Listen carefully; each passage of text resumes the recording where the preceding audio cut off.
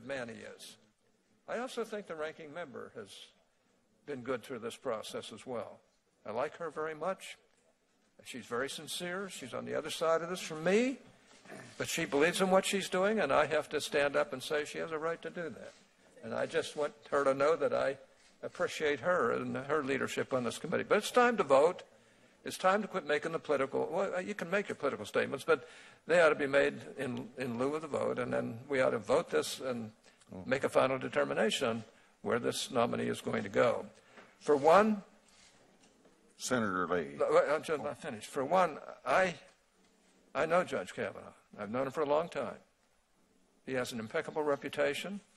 He's well respected as a judge in this country by Democrats and Republicans who know him well. And it would be an absolute crying shame if we keep treating him like he's some sort of an imposter or some sort of a person that just can't do this job. He can do the job. He has done the job, and he's doing it on the D.C. Circuit Court of Appeals, the second highest court in the country, and I have a lot of confidence in him. Those who don't, they can vote no. Senator Lee. You know, in some ways, it feels like Alice in Wonderland around here. It's unbelievable where we are today. It's almost surreal. This Judiciary Committee is no longer an independent branch of government, and we're supposed to be. The Senate's supposed to be an independent, equal branch of government. We're no longer that, but we're an arm and a very weak arm of the Trump White House. Every semblance of independence has just disappeared. It's gone. And I think that is something historians will look at, and they'll call it a turning point in the United States Senate. This committee, after months of breaking precedent after precedent in a manic rush to fill a Supreme Court seat, is now on the verge of voting on a nominee who has been credibly accused of sexual assault, and the committee hasn't even conducted a meaningful investigation. Yesterday, we heard the powerful and courageous testimony of Dr. Christine Blasey Ford. Following her testimony, I doubt that not one of us left the committee room doubting her credibility. I'm sure nobody doubted her credibility. But then, Judge Kavanaugh angrily denied the allegation, and I'll get to that shortly. But we should all agree that a credible allegation of sexual assault against a nominee to our nation's highest court demands that we proceed with the utmost caution. Our constitutional obligation, at the very least, is to investigate these allegations properly. This isn't about delaying a nomination until after the election, even though we have that precedent when the Republicans did that with Merrick Garland.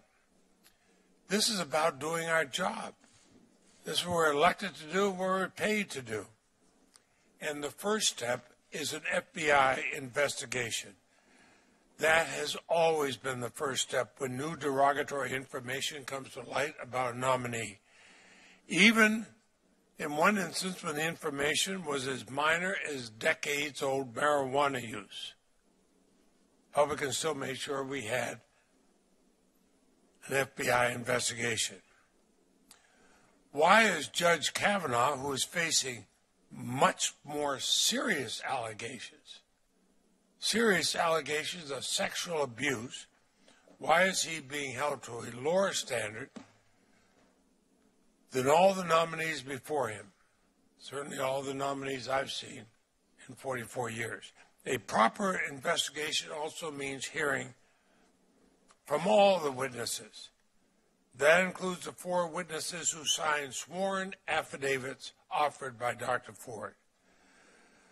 And most stunningly, this committee has refused to call the sole eyewitness to the alleged assault, Mark Judge. Instead, all we have is a brief letter from Mr. Judge vaguely asserting that he has no memory of this alleged incident. Well, I'd like to ask him questions about that under oath, and a lot of us would. He has effectively nailed a do not disturb sign, and apparently the Republicans on this committee are satisfied, as if oral testimony and opportunity to question a witness is unnecessary. Now, whether you believe Judge Kavanaugh or you believe Dr. Ford, the fact that we're not allowed to hear from somebody who's said to be the sole eyewitness is outrageous. Everybody here knows that. I said yesterday that an earlier time the Senate failed Anita Hill, whom I believed. Today we're doing even worse. At the time of Anita Hill, we had an FBI investigation. We had almost 24 witnesses. Here, Republicans are not willing to do either, even if it would delay this information, or this nomination, just a matter of a week or two, certainly far short of the November election. They don't want to hear women who have relevant evidence. Is that really what the Senate Judiciary Committee has lowered itself to? I'm at a loss how Republicans could think they've heard enough about Dr. Ford's allegations and are ready to move on. I think you should look at what the reactions are you're getting around this country. Dr. Ford captivated the nation yesterday with her horrifying story of sexual assault. Every minute of her testimony was credible. She knew Brett Kavanaugh. She knew Mark Judge. This was not a case of mistaken identity. In a moment that I'll never forget, when I asked her for her strongest memory, something from the incident she couldn't escape, she testified, indelible in the hippocampus is the laughter, the uproarious laughter between the two as a teenage Judge Kavanaugh drunkenly pinned Dr. Ford down to the bed and attempted to sexually assault her. Indelible is the memory of the laughter, the uproarious laughter between the two.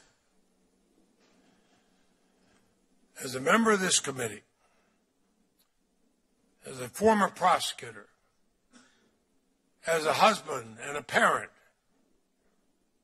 I found Dr. Ford's testimony to be wholly credible. Not one member of this committee has suggested she was not, and the same cannot be said of Judge Kavanaugh. Judge Kavanaugh's veracity has been an issue every single time he's ever testified before the Senate. Whether it's repeatedly telling senators they had no role in vetting or working on various controversial Bush-era judicial nominees, something that turned out to be a blatant untruth, or whether it's testifying in response to more than 100 different questions from both Republican, half a dozen Republican and Democratic senators, they never received or believed he received obviously stolen materials from Democratic senators' computers. That was another blatant untruth. We found we could not depend on Judge Kavanaugh to tell the truth under oath. We only learned the truth years later. We only learned the truth of what he had said, untruthfully. After we reviewed the small portion of his White House record that Chairman Grassley was willing to request for this nomination. Time and time again, When confronted under oath with questions about his involvement in Bush-era scandals or controversial matters, Judge Kavanaugh misled the Senate. Now, the fact that he's misled the Senate over and over and over again, that does not make him guilty of sexual assault as a 17-year-old. Nor does the fact that he minimized the heavy drinking in his youth and misrepresented the misogyny in his yearbook. But it does go to the heart of Judge Kavanaugh's truthfulness any time he's faced with potentially incriminating questions. Yesterday, Judge Kavanaugh falsely claimed over and over again that every other person Dr. Ford placed in the house said the assault didn't happen. That's just not true. And we know it's not. The only person who's claimed this incident didn't happen is Brett Kavanaugh. The others said they had no knowledge or memory of it, just as Dr. Ford assumed they would say, given that it was for them an ordinary night. And one of them even states she believed Dr. Ford, which of course Judge Kavanaugh conveniently failed to acknowledge. Judge Kavanaugh's defiance and evasiveness, his vehement partisan attacks against members of this committee, in the face of powerful, incriminating testimony, surpassed even that of Clarence Thomas at the time of Anita Hill.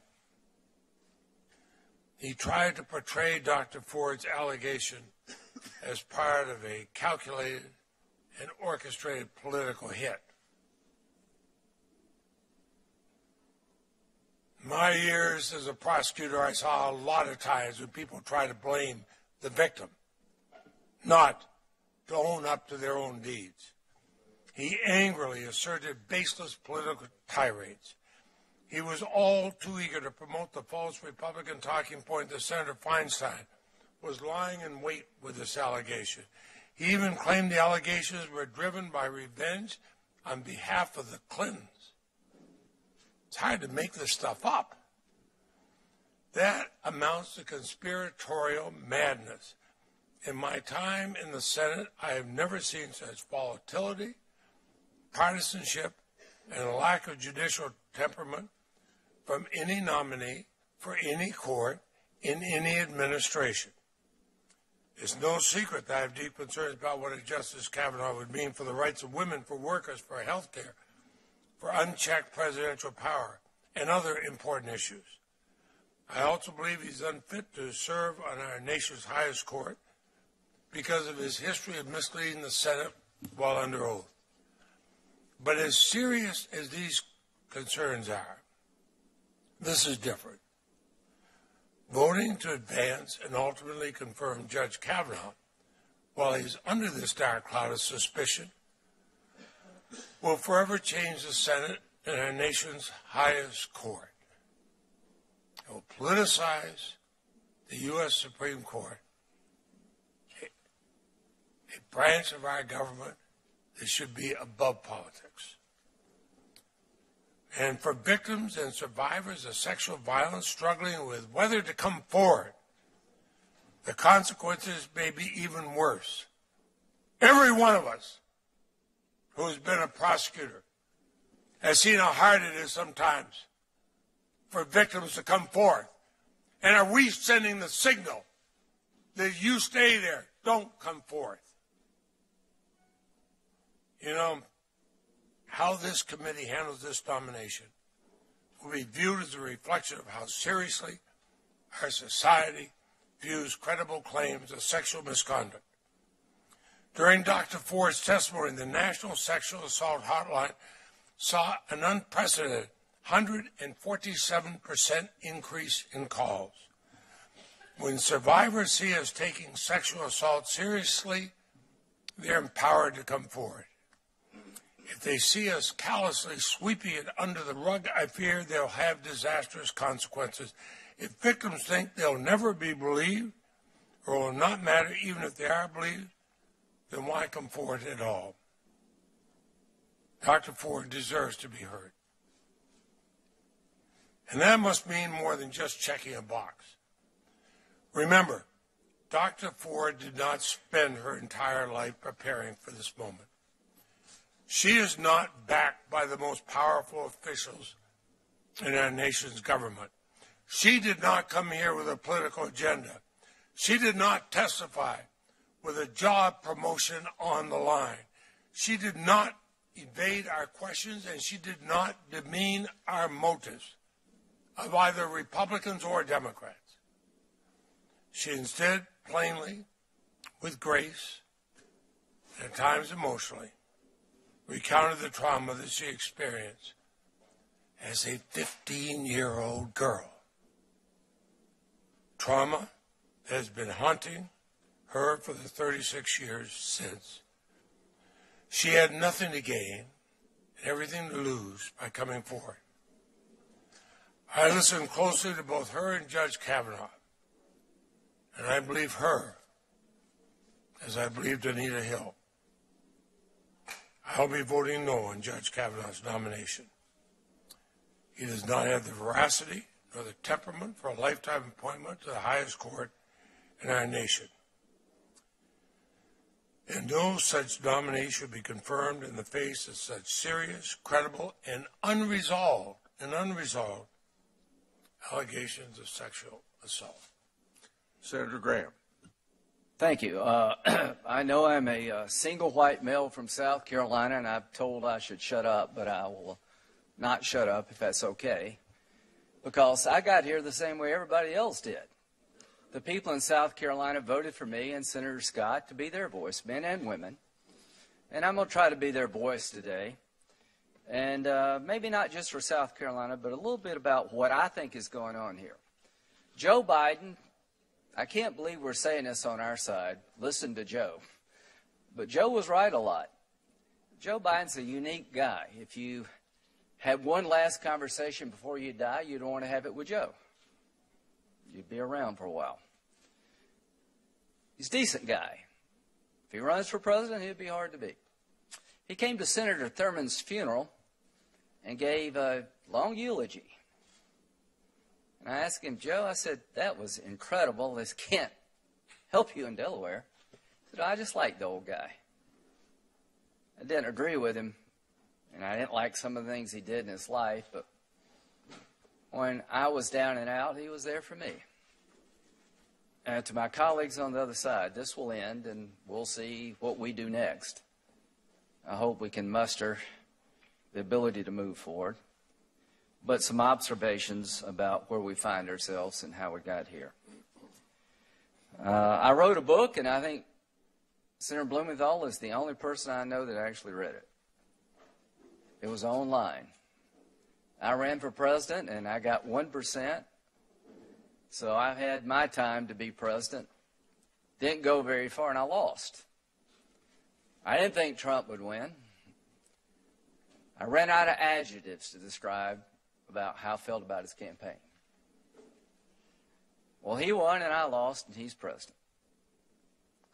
And I'll try to help him where I can, and say no when I must, and the election's over for me. I would like to tell him that you had a choice to make for the Supreme Court vacancy of Justice Kennedy. I think you did a good job, Mr. President. For somebody who's supposedly crazy and there's chaos everywhere, he did a good job here. Now, why difference between Gorsuch and Kennedy? Gorsuch and Kavanaugh. It's the Kennedy seat. If you don't get that, you're not paying much attention. Gorsuch is a even swap for Scalia. But this is high-stakes stuff, right? This is the seat where the guy in the middle is at risk. Kavanaugh clerked for Justice Kennedy. Would you have picked him? No. But you lost the election. And that does have consequences. When I said it about Obama winning, I meant it. Merrick Garland. Scalia dies in the election year, the last year of the term of President Obama. The primaries are already underway. Not in 100 years has anybody been nominated under that circumstance, so I don't think I did anything unfair with Garland. As to Sotomayor and Kagan, I was told on our side, you've got to keep them off the court because they're going to be a pro-choice vote. They hate guns. On and on and on. And I tried to go back to what this committee used to do. Strom Thurmond voted for Ginsburg. You'll never convince me that it was because he agreed with her philosophy. I think he saw in her a qualified person. Fritz Hollings voted for Scalia. The same is true. 96 and 97 votes. What's happened? Most of the nominees to the Supreme Court have never had a hearing. It was always just assumed that they're qualified and they're not hacks, that they're going to go forward. Elections do matter. When it comes to President Trump, elections do matter. Now, about the law, and to my friends who have been prosecutors. I've been a prosecutor, I've been a defense attorney, and I've been a judge. Every woman who's been victimized needs to be heard. Count me in 1,000 times over. Count me in for the proposition, for every one woman who comes forward, only God knows how many women and children go to their grave with the abuse. If you don't realize that, you just don't know this area of life. But you're going to be heard in the United States. I had a young man accused of sexual assault when I was in the Air Force as a defense attorney. The case eventually fell apart, and he almost killed himself. I had women who have been gang raped and didn't want to testify, but they did. Along with counselors, I sat up with them all night. Tough stuff. Emotional. Who to believe? I've been doing this legal stuff most of my life. I've never heard a more compelling defense of one's honor and integrity than I did from Brett Kavanaugh. He looked me in the eye, everybody in the eye, and he was mad, and he should have been mad. He could tell you where he was at and what he was doing during high school in a way that just blew me away. Brett Kavanaugh and women. If you're a gang rapist when you're a sophomore and a junior in high school, you don't let it go. Every woman who actually knows Brett Kavanaugh has come forward to say he is not that kind of guy. He has been at the highest level of public service, under tremendous scrutiny, 6 FBI investigations, and we missed the sophomore, junior gang rapist. We didn't miss it. It's much garbage. We're in the twilight zone, and here's what I would say. Miss Ford. All I can say about Miss Ford, I feel sorry for her, and I do believe something happened to her, and I don't know when and where, but I don't believe it was Brett Kavanaugh. And as a prosecutor, you couldn't get out of the batter's box, because in America, before you can accuse somebody of a crime, you have to tell them when it happened and where it happened, and you have to prove beyond a reasonable doubt it did happen. The reason this case will never be brought in Maryland or anywhere else, you just can't get there. If you wanted to get a warrant, which is a probable cause standard, to search or arrest somebody, you got to prove by probable cause where it happened and when it happened. How are you supposed to defend yourself? Is the burden really on you to prove that you were not at a party 35 years ago and they won't tell you where it was and when it was? So all I can say is that under any reasonable standard, any concept of the rule of law, this would not go forward. There have been 5 allegations here. The 5th allegation was brought to me by Senator Whitehouse, who did absolutely the right thing. Somebody contacted him in Rhode Island and said a friend of his was on a boat with Mark Judge and Brett Kavanaugh, and they treated her badly. He went down and beat him up, and she won't come forward. I said, well, I'll make sure I'll join with you. Let the FBI look at it. And Turned out not to be true. The fourth allegation was an anonymous allegation, a letter without a date or a return address sent to Corey Gardner just a few days ago. And he turned it over to the committee, and somebody on that side leaked it to NBC News, and it made it on the news, the fourth allegation. That really bothers me. I don't know what's going on over there, but that's not right. It was somebody over there. Now, about Miss Ford. I feel really bad that she wanted to remain anonymous and could not. The one thing I know for sure is that Dianne Feinstein would not do this and did not do this. But I know for sure somebody did. It wasn't chatter from a friend.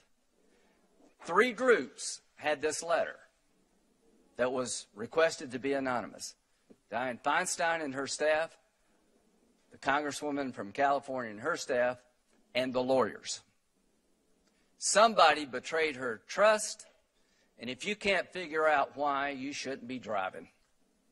To delay this hearing, to set in motion the destruction of this man, to keep this seat open past the election. That I know beyond any doubt. What else do I know? I about fell out of my chair when Dr. Ford said yesterday, I didn't know you would be willing to come to me.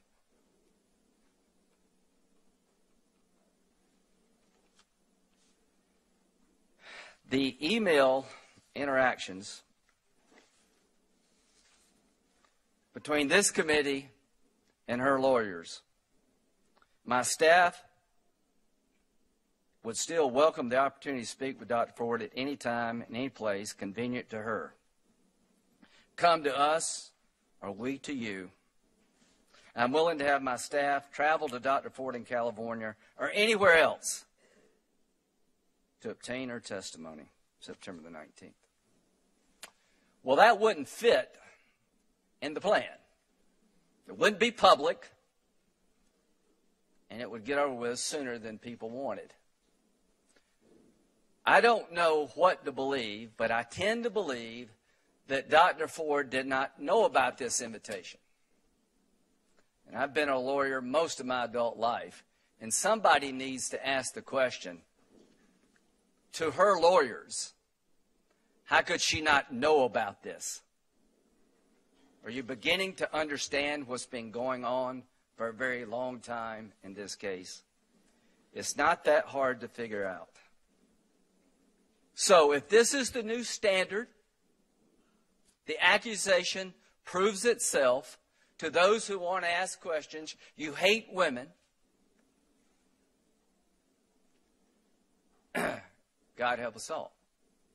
If the new standard for the committee is that there is no presumption of anything, that you have to prove why somebody would accuse you.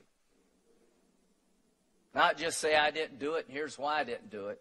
But you got to prove the motives of your accuser. God help us all.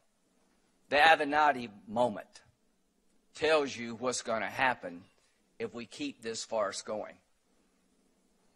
Plenty of time, plenty of opportunities to get to the truth. This has never been about the truth. This has been about delay and destruction. And if we reward this, it is the end of good people wanting to be judges. It is the end of any concept of the rule of law. It's the beginning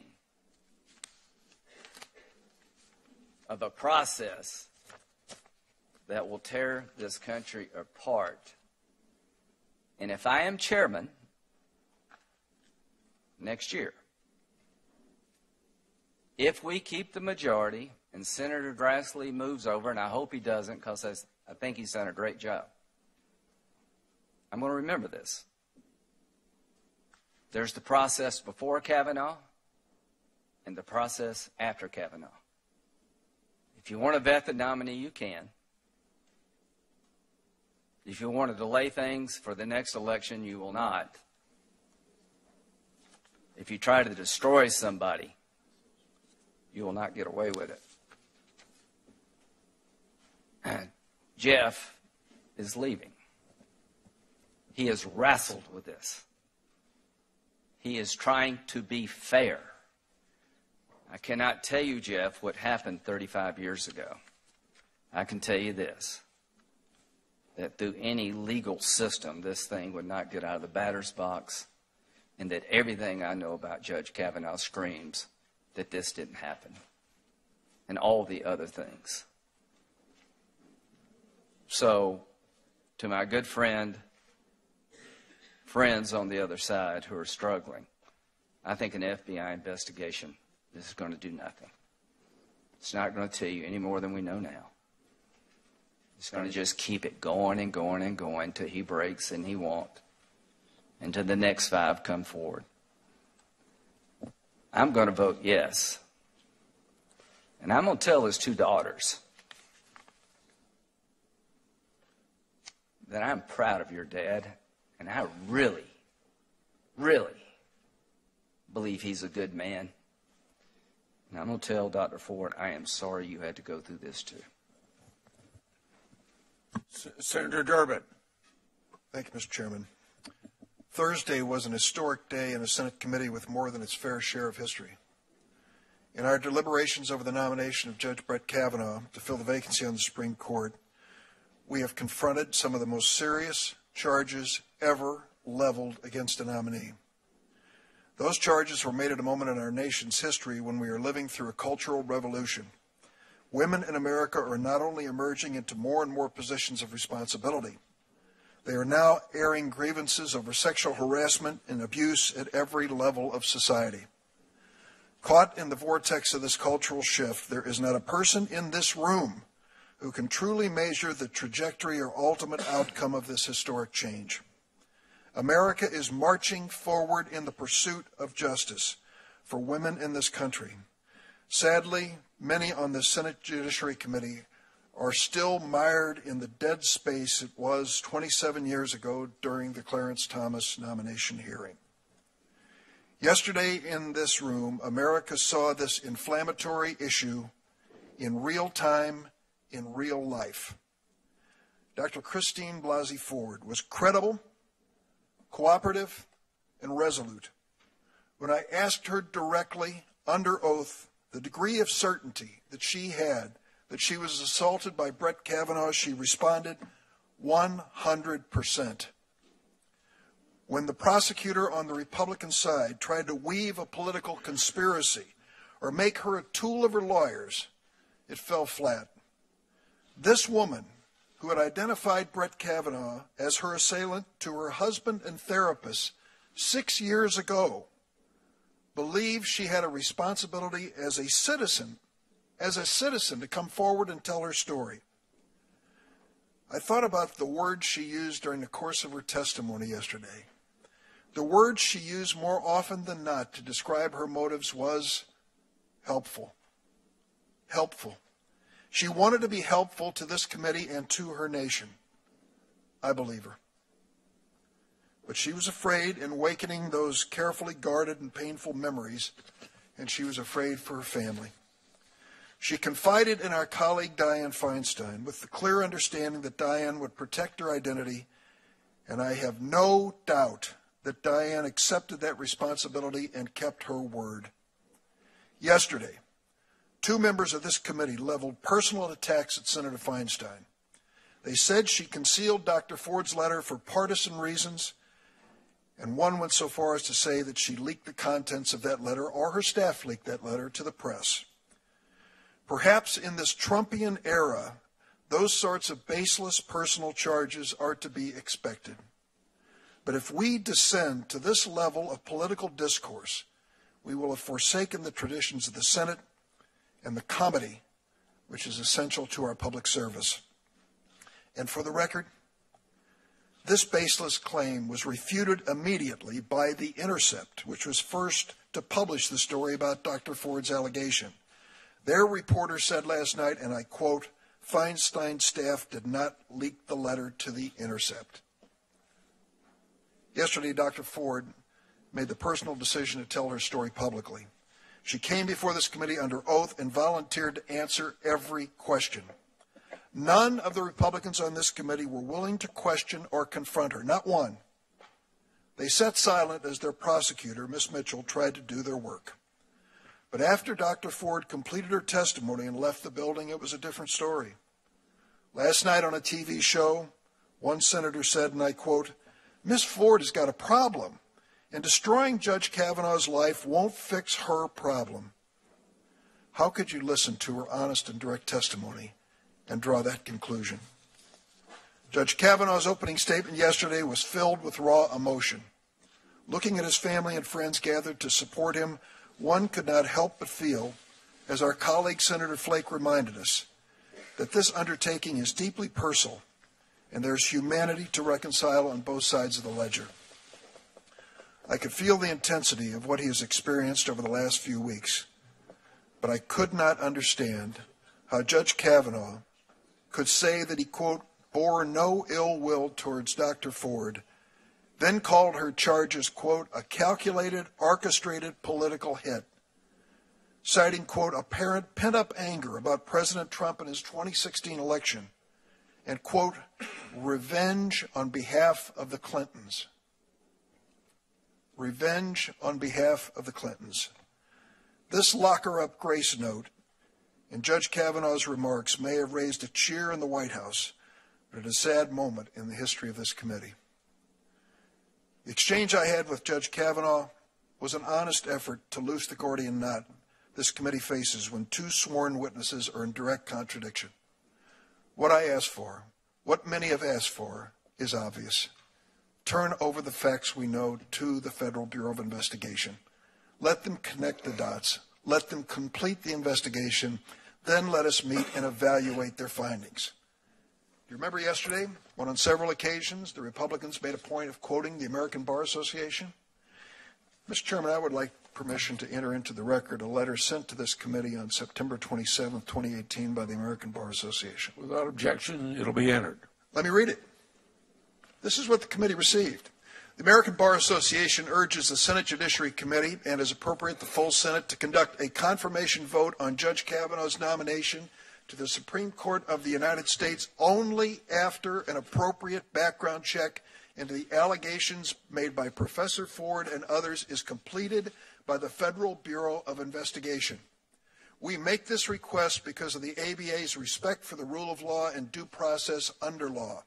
The basic principles that underscore the Senate's constitutional duty of advice and consent on federal judicial nominees require nothing less than a careful examination of the accusations and facts by the FBI.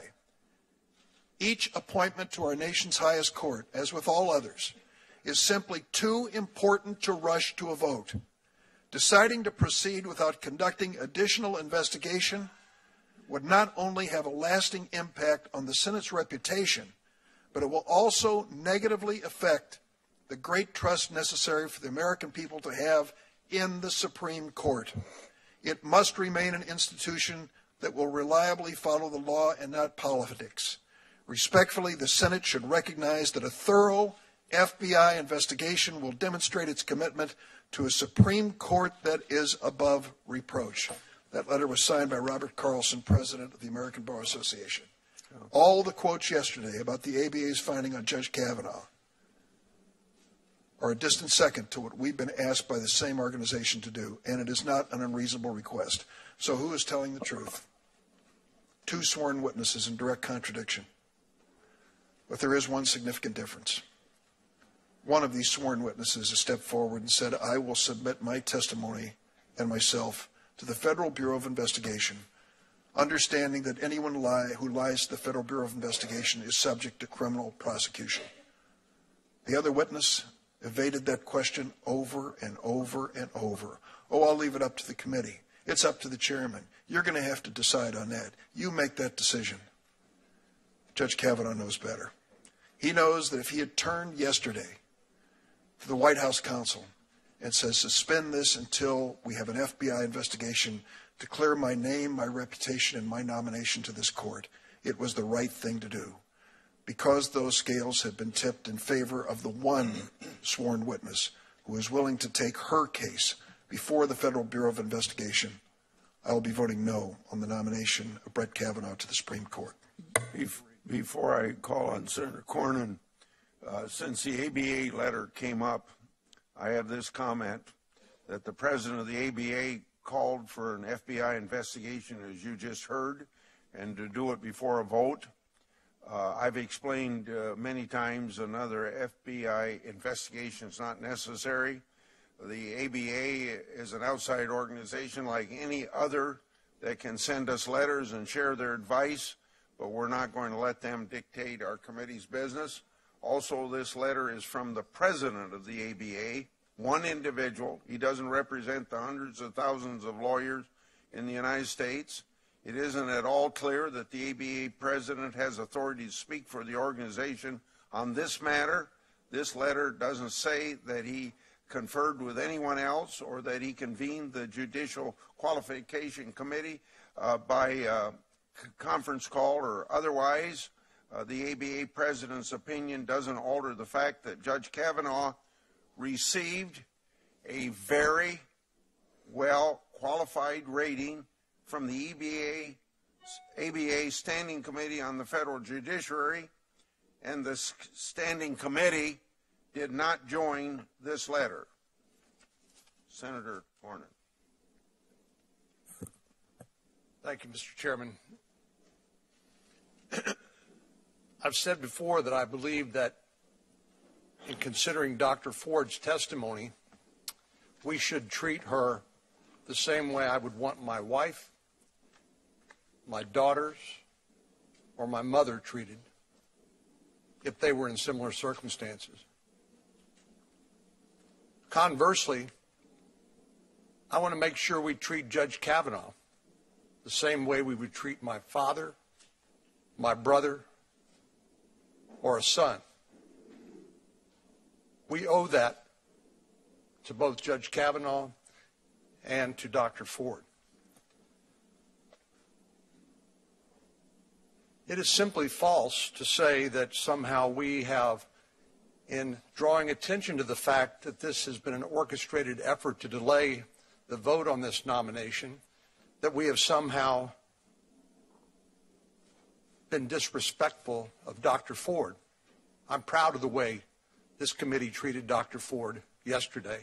I thought it was appropriate, dignified, and apparently our friends across the aisle are somehow upset that we got a trained lawyer who handles claims like this on a daily basis to handle it in a thoughtful, appropriate way to elicit facts and information from Dr. Ford.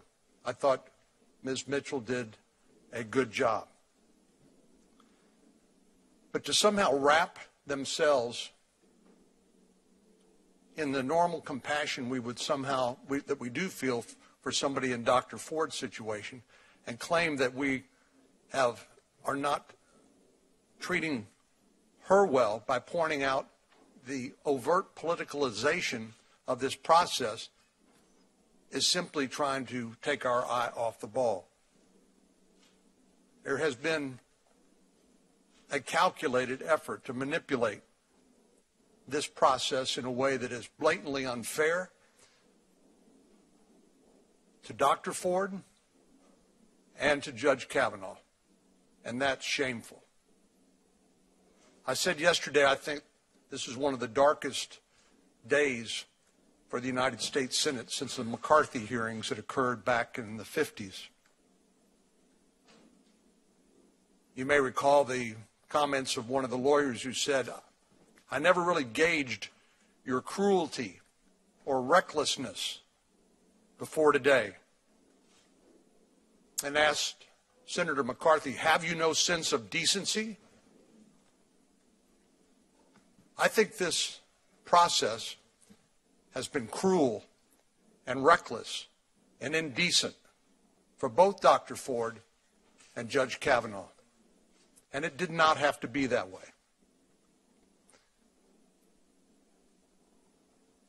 when we learned yesterday from Dr. Ford that she did not authorize the release of the letter of July 30 that she sent to Senator Feinstein. She did not authorize it. She did not want it leaked, but it was leaked. And she said the only people that had possession of it were her lawyers, Senator Feinstein, and Representative Eshoo. You can reach your own conclusion, but the letter had to come from somewhere.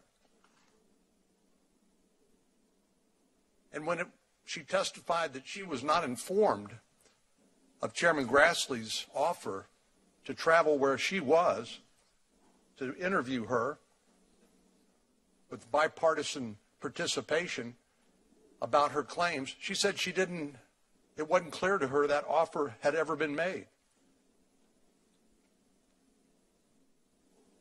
So when the letter was leaked by somebody, when the offer to interview her before a bipartisan panel of investigators at a place and time of her choosing out of the public eye, when that was not communicated, it sure looks to me, at least the circumstantial evidence would seem to point to the desire to have exactly what we had yesterday and to contribute to what has been described as accurately as a circus atmosphere. Cruel, reckless, no sense of decency.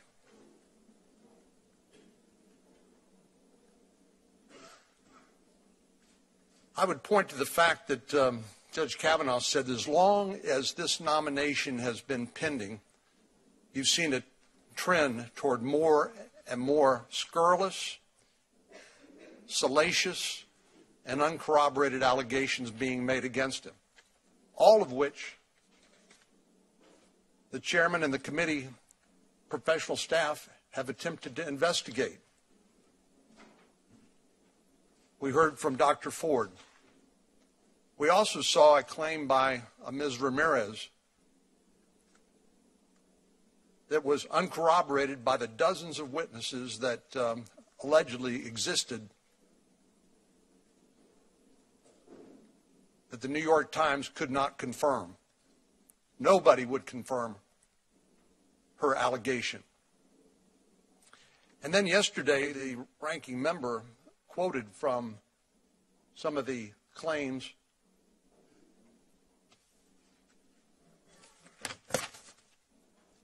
of Ms. Swetnick, represented by Mr. Avenatti. And I was struck by the fact that some of the allegations made in the statement by Ms. Swetnick that we got on September the 25th, 2018, accused Mark Judge and Brett Kavanaugh to gang rape high school girls at a time when Ms. Swetnick was in college and says she went back to parties in high school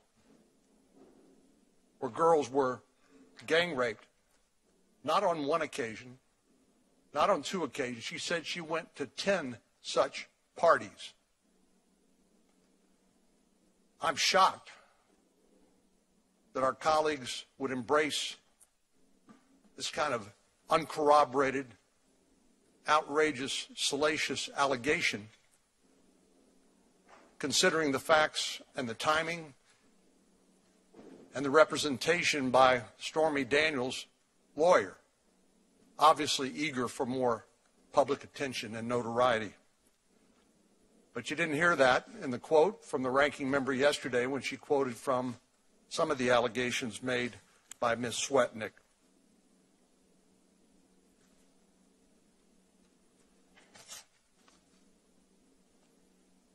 Our friend, the ranking member, said yesterday that the integrity of the Senate is on trial. I agree with that. And we're failing badly.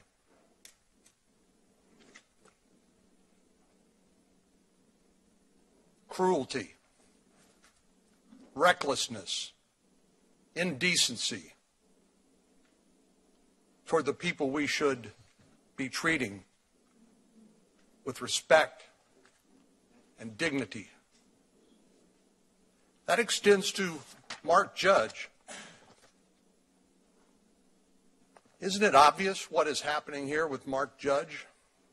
He has submitted a statement under penalty of felony saying that Brett Kavanaugh and I were friends in high school, but we've not spoken for several years. I do not recall the events described by Dr. Ford in her testimony before the United States Senate Judiciary Committee today. He submitted that statement yesterday. He said, I never saw Brett act in the manner Dr. Ford describes. I am knowingly submitting this letter under penalty of felony.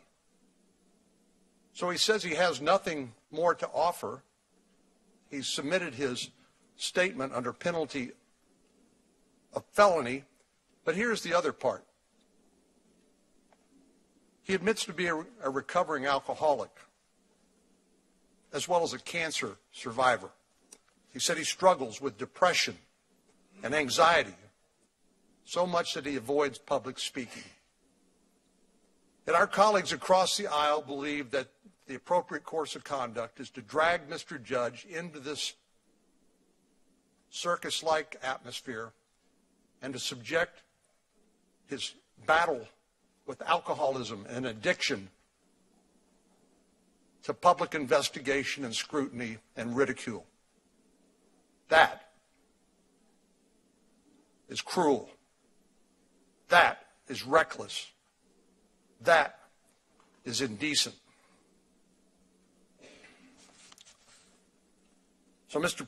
Chairman, in conclusion, I believe this is a calculated effort to delay the vote. I think the evidence all points to that. And the longer we go without voting, it's clear to me that people like Mr. Avenatti and others eager to get attention and willing to peddle the most salacious, uncorroborated, outrageous allegations against this nominee, that we'll continue to see more of the same.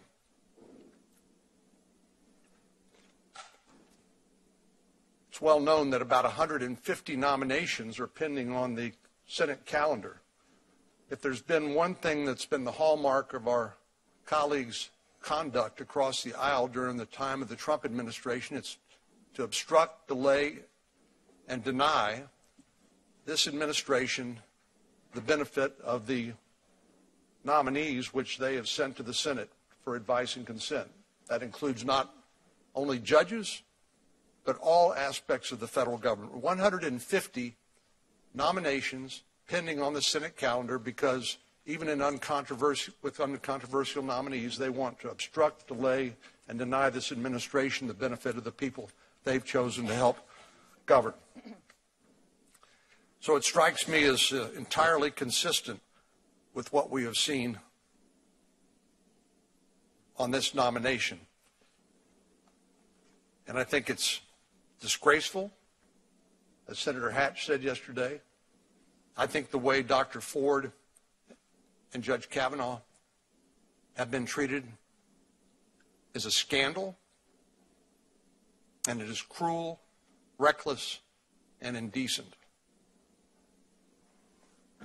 Senator Whitehouse. Fairly brief, because I announced my intention to vote against Kavanaugh already. Judge Kavanaugh has an unpleasant record, both of associations with and rulings for a powerful array of activist Republican special interests, to whom he gives a 90% win rate.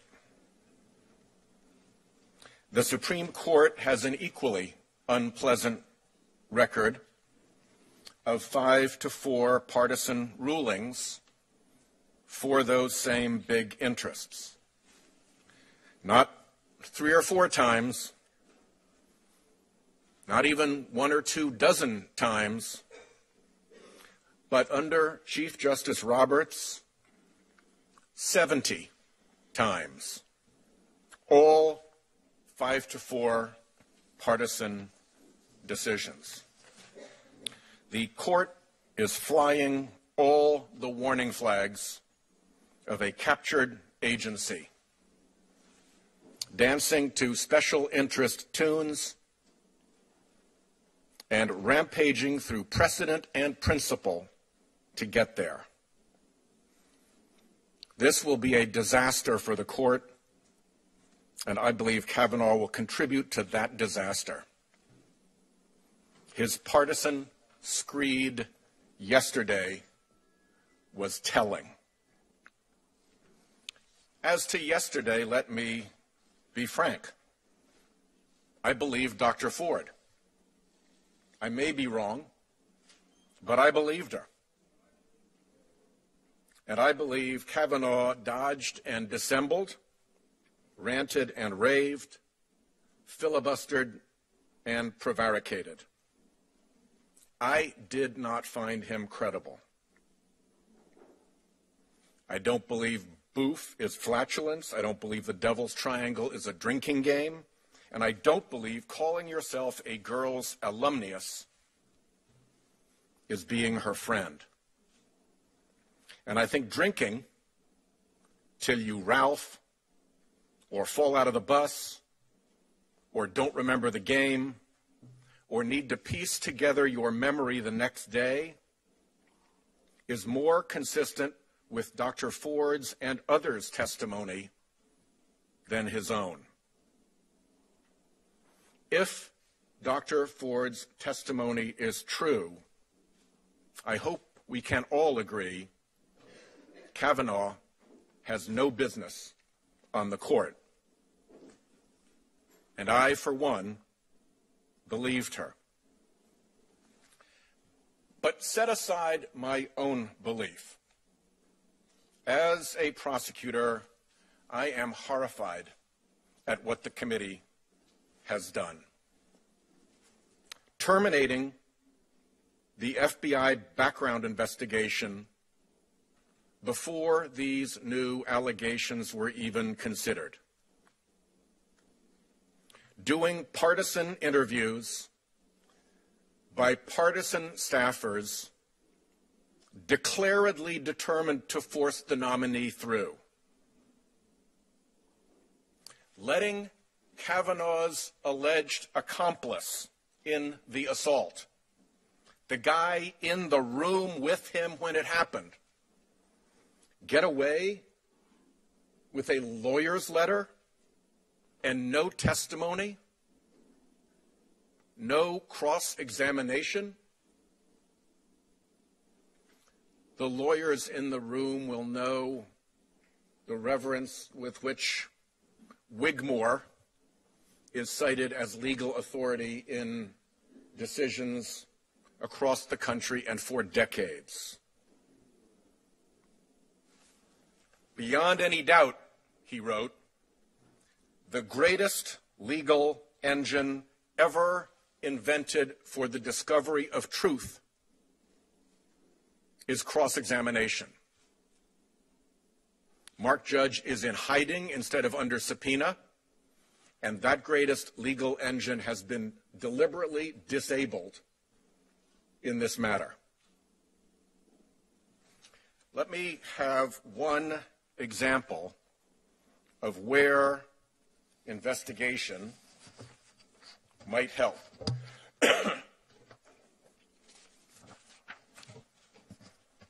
Here's Kavanaugh's calendar. Dr. Ford said that Kavanaugh and Judge and PJ and at least one other boy were all at a house. Well, we know Bart Kavanaugh was there because it's his schedule. And here's Judge, and here's PJ. Here are all those three named boys and others at a house together, just as she said. She said Kavanaugh and Judge were drunk and that she had a beer. Skis is brewskis, beer. They were drinking, just as she said. Now, I will concede that the two girls aren't mentioned. But spot me this. If you had just sexually assaulted one of the two girls, would you add the girls' names to your calendar? I doubt it. This may be powerful corroborating evidence that the assault happened, that it happened that day, and that it happened in that place. But with no FBI investigation, we can't tell. That's how you get out of Lindsay's batter's box. You investigate. It's the least thing a sexual assault victim is entitled to when she comes forward. The FBI could interview all the attendees, not just to obtain simple denials, but to cross-check and see if the stories add up. The FBI could see if the house matches the locality and description Dr. Ford gave. The FBI could inquire after and pursue other corroborating or exculpatory evidence. It's what they do. Anybody who has done any serious investigation knows you don't stop just with witness statements of interested parties. You run down corroborating and impeaching evidence. You check and cross-check. You ask and go back again. You do the basic blocking and tackling of investigation. Partisan interviews by political staff predetermined to clear the nominee just aren't the same as real investigators doing real investigation and corroboration. I don't think this has ever happened before in the history of background investigations. Closing out the background investigation without investigating new, credible allegations. You cannot tell me Ms. Ford's allegations weren't credible. They were credible enough to get her before the Senate. And yet she was not given the most basic, decent thing that a witness or victim could be given after they come forward. Sincere or thorough investigation. Closing out the background investigation without investigating new, credible allegations, not any of 3 allegations, all from women demonstrably in Kavanaugh's social circle. Look at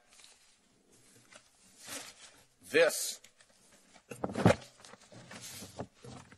ridiculous letter from the other alleged assailant in the room.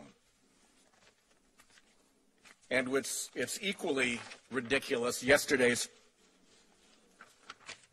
fig leaf, I guess you'd call it, where the same statement is repeated, just this time with his signature on it. And ask yourself, do you think investigator Kavanaugh would have tolerated letters like this from the third person in the room? Had there been one with Mr. Clinton and Ms. Lewinsky? Never in a million years.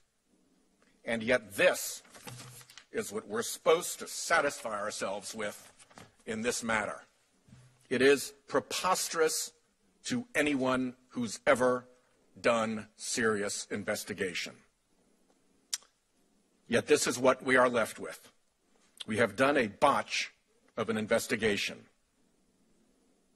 Over time, I expect the facts to come out.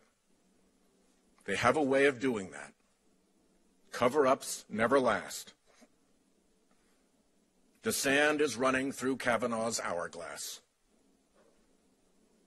And I pledge whatever I can do to make sure that the truth of his conduct is ultimately determined. Setting aside this botch, we go back to a Supreme Court far too often dancing to the tune of a handful of big Republican special interests. Big Republican special interests funding the Federalist Society that is now picking Supreme Court nominees. Big Republican special interests using the unlimited dark money power the Supreme Court gave them to mount TV ad campaigns for Supreme Court nominees. Big Republican special interests funding frequent flyer amici, so-called friends of the court, offering constant instruction and encouragement to the 5 Republicans on the Supreme Court, and big Republican special interests on the winning side of those 70 5-4 partisan victories, the fruits of their political labor. People are catching on. The record of this is undeniable. And as I said, it will be a disaster for the court. I yield my time. I think I should try to clarify about the calendar that Senator Whitehouse put up there. The entry has 6 boys listed for July 1st, 1982. It says go to Timmy's house for skis with Judge, Tom, PJ, Bernie, and Squee. Dr. Ford said there were 4 boys there. The counter entry lists 6 plus Kavanaugh. That's 7. That's the wrong gathering. 2 allegations made by my colleague are incorrect. First, I never terminated an FBI investigation. I didn't have any authority to open or close an FBI investigation. The FBI considers this matter closed. If my colleagues were worried about the partisanship of the investigation, the Democrats could have joined us at every step of the way. However, we all know they declined to participate. Second, we did receive a letter signed by Mark Judge himself under penalty of felony. I read it previously this morning. Senator Lee. Thank you, Mr. Chairman.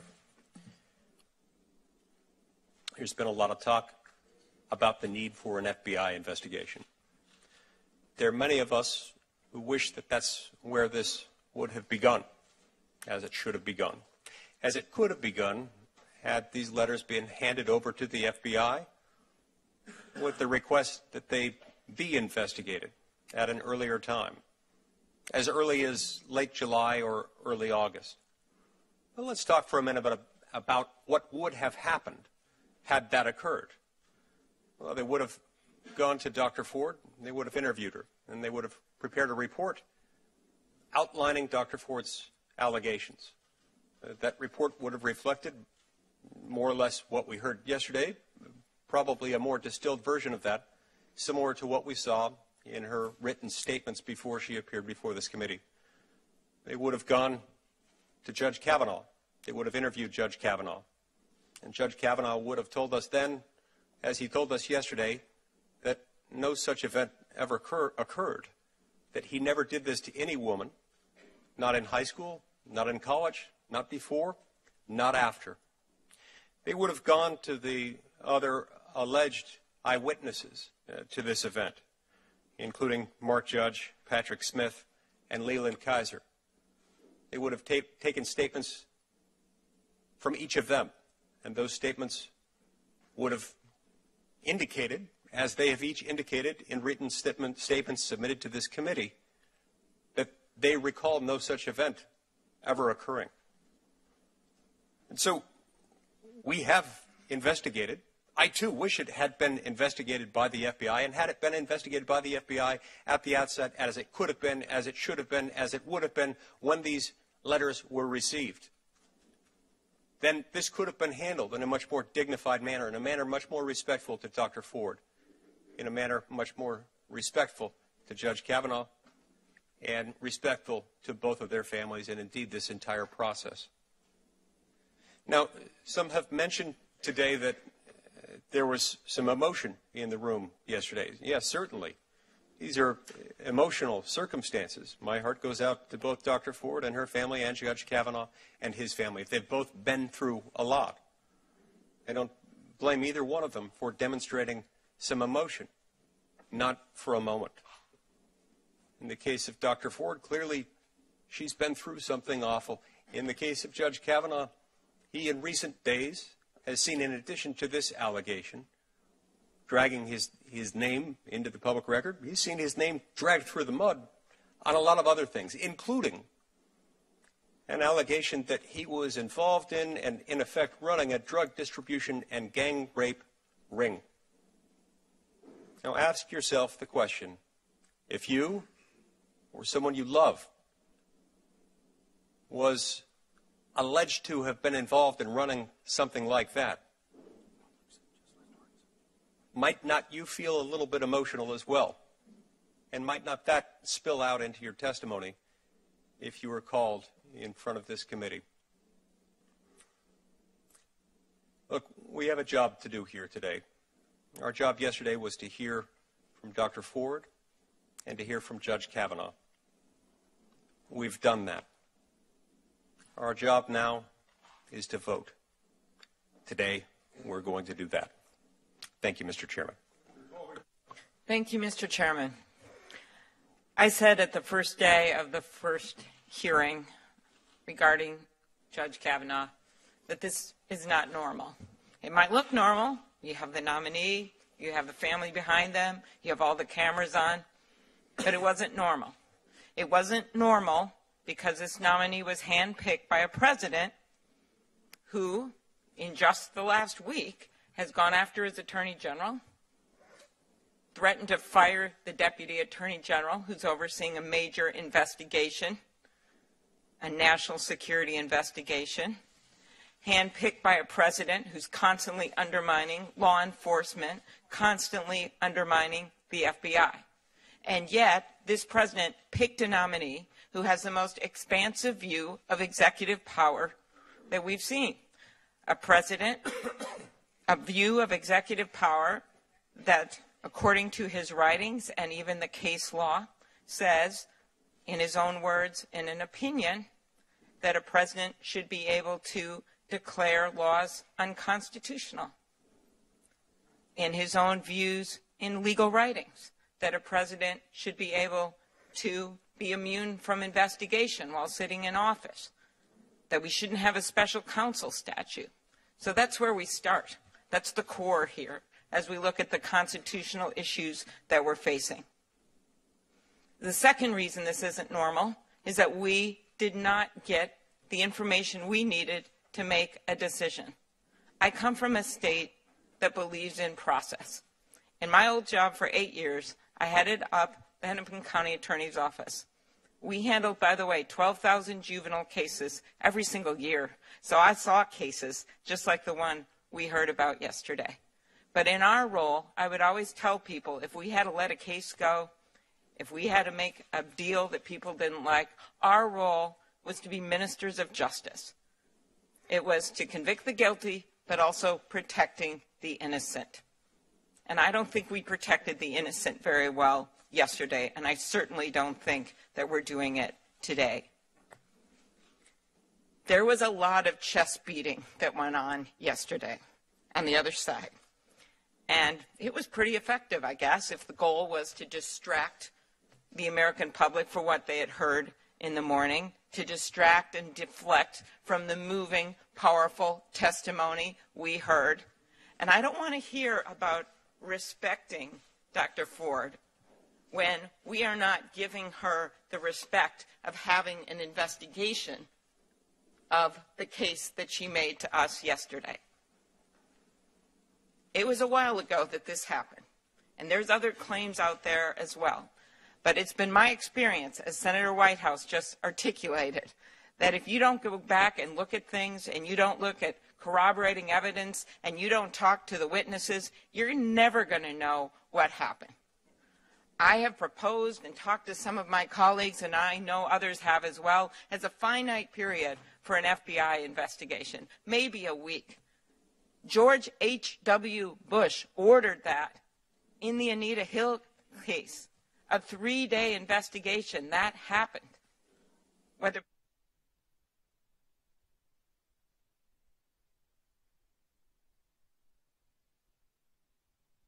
the respect of having that investigation, and that is wrong. That is not being ministered. This was a woman with no political background who made an attempt to call the front office of her congresswoman. That's what she did. She did this before the nominee was even picked.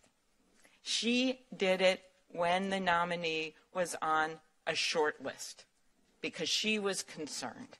That's what she did.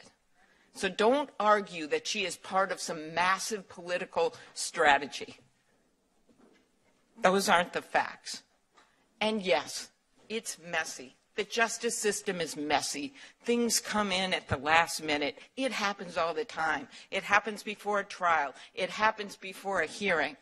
And the question is not if it's messy. Senator Flake himself said yesterday, this is not a good process, but it's all we've got. The question is, what do you do when it happens, when you're in a position of power? What do you do when it happens? You may not like how this came in at the last minute. I would have liked to known about it earlier too, but I didn't. The question is, what do you do when it happens? And when it happens, you don't just put it under the rug. For so many years, this is what happened to claims like this. They were just swept under the rug. What happened in the House, no matter how bad it was, didn't belong in the courthouse. And that hurt women and that hurt children for a long, long time. But the times are changing now. We have someone who made a credible claim. The chairman even thanked her for her bravery. Well, where is the bravery in this room? This rush, when in fact we could have a finite period of time to interview a finite period of witnesses, someone who she alleges was in the very room where it happened. We are not able to even cross-examine them, ask them questions. We are not allowing the FBI to go in there and tell him to his face that you're going to get in criminal trouble if you don't answer these questions correctly. Instead, we get a letter behind the veil of a law firm. That's not the same thing. We have a polygraph expert.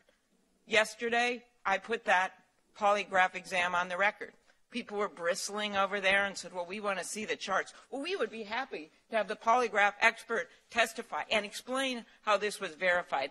And yes, as Judge Kavanaugh pointed out, this is not a test that is admissible in court. But guess what? We use it for job interviews. We use it for the FBI. We use it for the Defense Department. We use it for the CIA. And the nominee himself has even said that this is useful to use for those purposes in a case that he decided in 2016. Those are the kind of witnesses we could hear from if we had the opportunity, maybe 1 week, to do it. So I look at it this way. If we want to show Dr. Ford respect, we give her the respect of having her case heard and the evidence looked at. I look at it as, what are you hiding? What would it hurt? If Judge Kavanaugh is so sure that he has this corroborating evidence and what this calendar means and what these things mean, then what is he afraid of if we just spend 1 week looking at the evidence? What I have heard today just adds to this. When I heard this sanctimonious talk about some kind of a political strategy, well, I'll give you Exhibit A. Merrick Garland, who was delayed for nearly 10 months. You talk about a nominee getting off the floor when all we're asking for is 1 week for an investigation, and you kept Merrick Garland away from this committee for 10 months? That's not even a comparison. That was a strategy yesterday. And boy, was it a strategy. And I sure hope that some of the senators who have not yet made a decision, who are not on this committee, will look at the evidence and look at what happened and see it for the strategy that it was. I asked Dr. Ford yesterday about what she remembers from that night. And I also asked her what she couldn't forget. And here's what she said. The stairwell, the living room, the bedroom, the bed on the right side of the room, the bathroom in close proximity, the laughter, the uproarious laughter, the multiple attempts to escape, and the final ability to do so. We heard her talk about how she had a civic duty to bring this up. We heard her testify about how she had actually brought this up 6 years before to a counselor, about how her husband recalls her using the judge's name. In the rules of evidence, it says that statements made to a professional, to a medical professional, are considered to be credible. In cases, when you compare evidence, you look at people's, what their goals are. What would be their reasons to lie? And I look at, you have on one hand a judge who is a career-making moment to get on the United States Supreme Court. And by the way, no one is entitled to be on the United States Supreme Court. And then you have a woman who tried to keep this confidential, who came forward, sent a letter, tried to do what she could to keep her name out of the news, and finally, when the reporters showed up at her door, she came forward. I just see these as different. And when you look at the rules of evidence, when you look at credibility, the fact that she had mentioned this years before means a lot. But you could have doubters. I understand that. But when we don't have an investigation and we don't have things in writing to be able to look at the facts, where are we? I have been on this committee for a number of years, and I have been briefed on FBI background checks. And a number of times, and my colleagues know this, nominees withdraw because of what is in those background checks. They pull their names out. The press never knows it, but it happens. Or sometimes we're presented with some information that's not public, and we have to make a decision. Well, does this drug use amount to something that should keep this person off the bench? Does looking at this website amount to keeping this person off the bench? These are things we've actually considered. That's the kind of information we get from those background checks. And I think it's a good thing, because not everyone needs to be dragged through the mud. Things are contained in a background check. May we have order?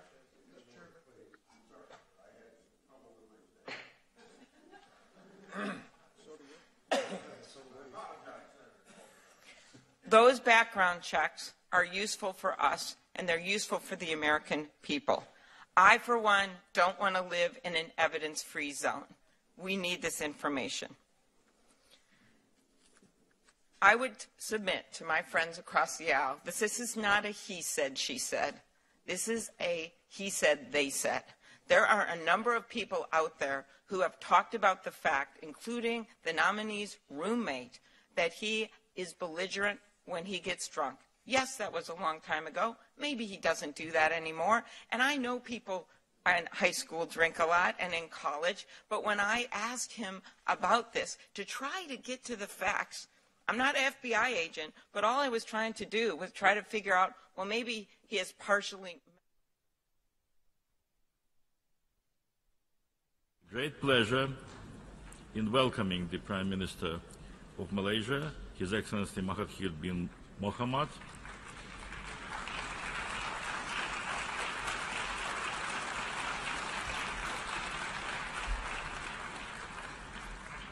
And I invite him to address the General Assembly.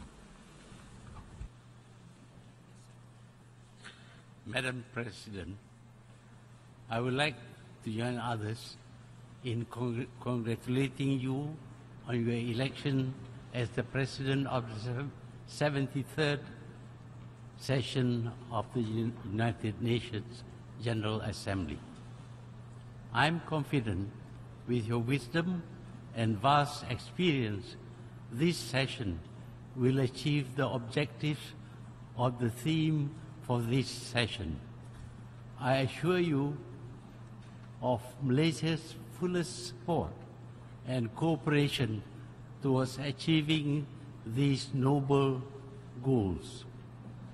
Allow me to also pay tribute to your predecessor, His Excellency Miroslav Lajcak, for his dedication and stewardship in successfully completing the work of the 72nd session of the General Assembly. I commend the Secretary General and the United Nations staff for their tireless efforts in steering and managing UN activities globally. In particular, I pay tribute to the late Kofi Annan, the 7th Secretary General of the United Nations from 1997 to 2006, who sadly passed away in August this year. Malaysia had a positively strong and active engagement with the UN during his tenure. Madam President, the theme of this 73rd session of the General Assembly, making the United Nations relevant to all people, global leadership, and shared responsibilities for peaceful, equitable, and sustainable societies remains true to the aspiration of our founding fathers. The theme is most relevant and timely.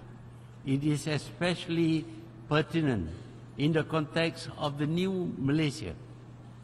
The new government of Malaysia, recently empowered with a strong mandate from its people, is committed to ensure that every Malaysian has an equitable share in the prosperity and wealth of the nation.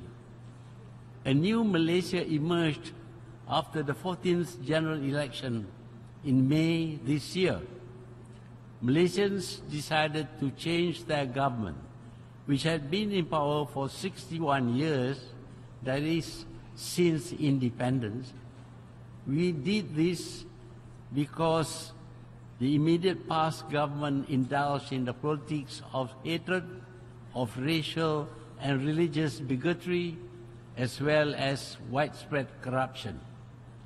The process of change was achieved democratically, without violence or loss of lives. Malaysians want a new Malaysia that upholds the principles of fairness, good governance, integrity, and the rule of law. They want hatred. A Malaysia that... We see demonstrators screaming at each other, reflecting that rage, reflecting that anger. And I know there are a great many Americans who wish we could and believe we can get back to an environment where we treat each other with civility and decency. Get back to an environment where, yes, we have policy disagreements. We disagree on what the right legislation is to pass. And we even have vigorous debates about what the right policy is. But we do so in a context that respects each other, that doesn't demean the humanity of each other, that doesn't attack the character and drag people through the mud. The politics of personal destruction that we have seen on display in recent days is Washington, D.C. at its very ugliest. And all of us should remember that we're talking about real human beings here. These aren't pawns on a chessboard. These are real people. Dr. Ford has been through hell. The last 2 weeks, I have no doubt, have been extraordinarily painful for her family. The testimony she gave yesterday was powerful. It was clearly heart-wrenching. It was clear she was hurting and hurting mightily. Having her name made public against her wishes and dragged through the mud was a hurtful thing to do. It was a wrong thing to do. And Judge Kavanaugh, he too has been dragged through the mud for the last 2 weeks in a way that has no precedent.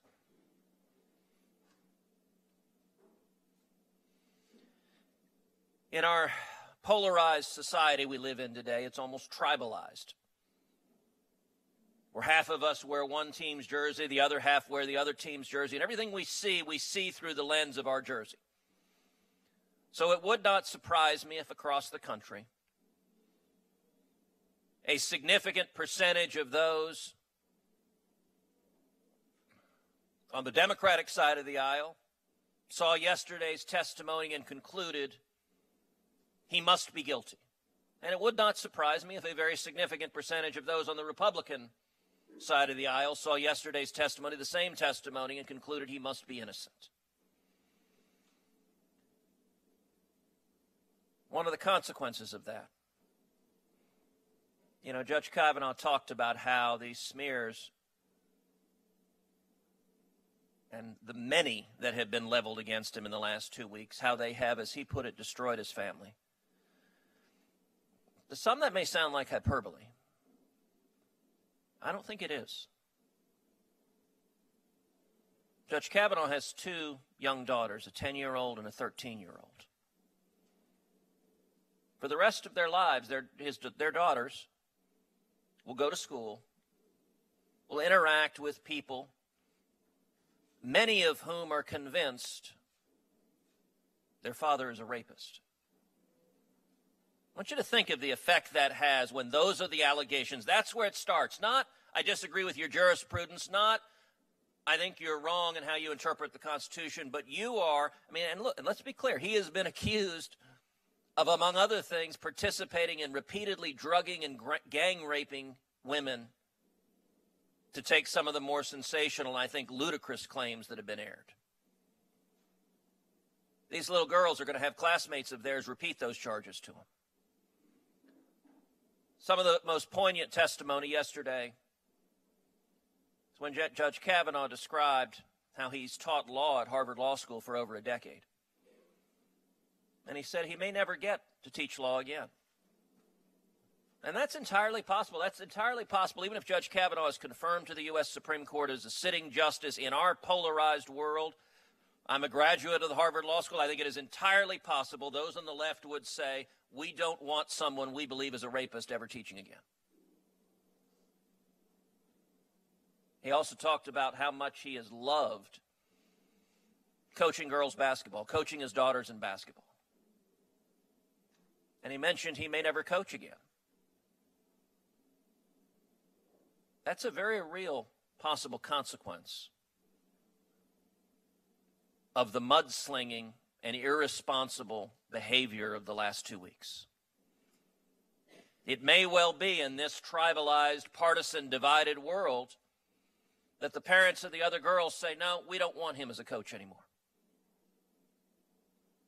Our words and actions have consequences. That being said, even though this is a divided time, even though this is a partisan time, I have faith in the American people. I have faith in the American people that we want to be fair-minded. We want to actually assess the facts. We want to actually assess what happens. I think it's important that once these allegations became public, that Dr. Ford was given a full and fair opportunity to tell her story. I emphatically urged my colleagues that was the right thing to do, to give her the opportunity to testify in public, and that it was important that when she testified, she be given an environment that was fair, that was respectful, that she not be demeaned, that she not be attacked, and she wasn't. That was the right thing to do. The committee, once this had been forced to the front pages of the paper, the right thing to do was give her a public forum, and a full public forum, to tell her story. But the right thing also requires, and we saw yesterday, Judge Kavanaugh being given a full and fair opportunity to defend himself. The American people watched that testimony. And you come away with a number of conclusions. Number one, it is clear their testimony is in direct conflict. What they said is directly conflicting. Judge Kavanaugh categorically and unequivocally denied the allegations.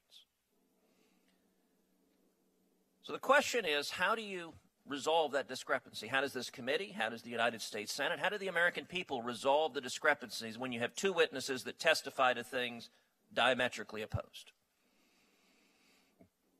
Well, the only way I know to do, and this is how a court of law operates, this is how most reasonable people operate, is when you have conflicting testimony, you look to, well, what does the rest of the evidence demonstrate? What other evidence is there, and what does the evidence demonstrate? Dr. Ford named 3 fact witnesses who she says were there and could corroborate her story. None of the 3 corroborates her story. Not only do they not corroborate her story, all 3 of the named fact witnesses explicitly refuted her story. And they did so under penalty of perjury. They didn't do so lightly. They didn't just say it. They did so in a context that under the United States Code, they can face up to 5 years in prison if they lied to this committee. So every single fact witness that Dr. Ford named has explicitly disputed her allegations. Now, one of those fact witnesses was Mr. Judge. We've heard a lot of discussions about Mr. Judge. A lot of my colleagues saying, why didn't we hear testimony from Mr. Judge? Well, Mr. Judge refused to talk to the committee. He submitted a statement under penalty of perjury, under penalty of felony, but he refused to be interviewed by investigators. It's not complicated to understand why. The public record indicates Mr. Judge has had a very troubled life, that he has battled with addiction for most of his life. We heard testimony yesterday that he's been near death, that he battles with depression, that he's a cancer survivor. He has also been directly accused of multiple felonies. So when committee investigators asked to interview him, he said no. That shouldn't surprise anybody. We had a vote earlier today on subpoenaing Mr. Judge. It's not complicated what would happen if he were subpoenaed. If he came before this committee, any defense lawyer worth his salt would tell Mr. Judge not to testify. Now, I understand politically, the Democratic members of this Senate would very much like to see a man who struggled with addiction most of his life sitting before this committee and pleading the Fifth. That would make great theatrics. That would make great political theatrics. It wouldn't help one iota in the search for the truth, but it would make a great public show. And I will say, of the 3 fact witnesses, the one who I think is most revealing is Leland Kaiser. Ms. Kaiser was close friends with Dr. Ford. Ms. Kaiser had every incentive to back up her story.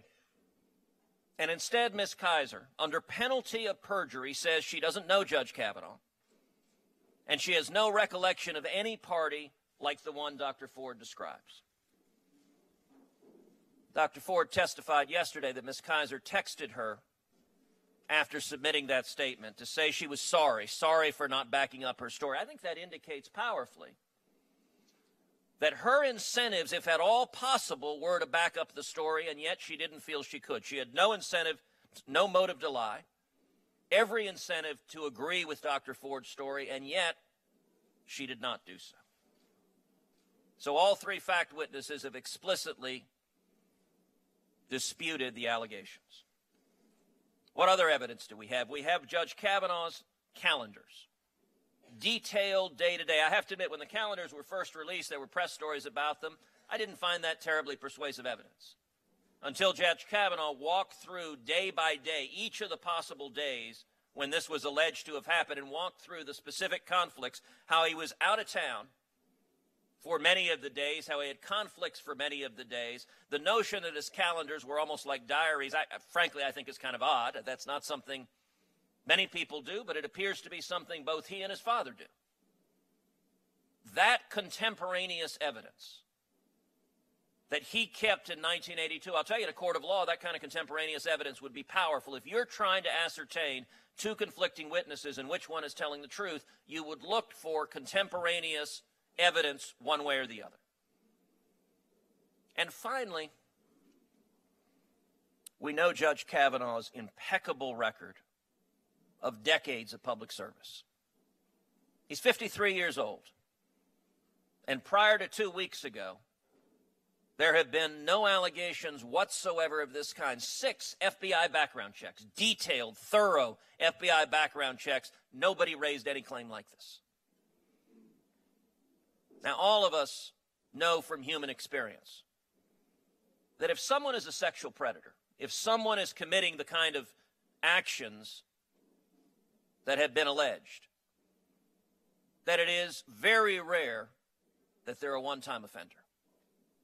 That if someone is carrying out this kind of conduct, they typically have a pattern of doing so over and over and over again. We have seen powerful men throughout society, in politics, in journalism, in Hollywood, whose careers have rightly been ended, but they've been ended for a pattern of harassment or abuse that typically extends decades, because when someone behaves like this, they behave like this over and over again.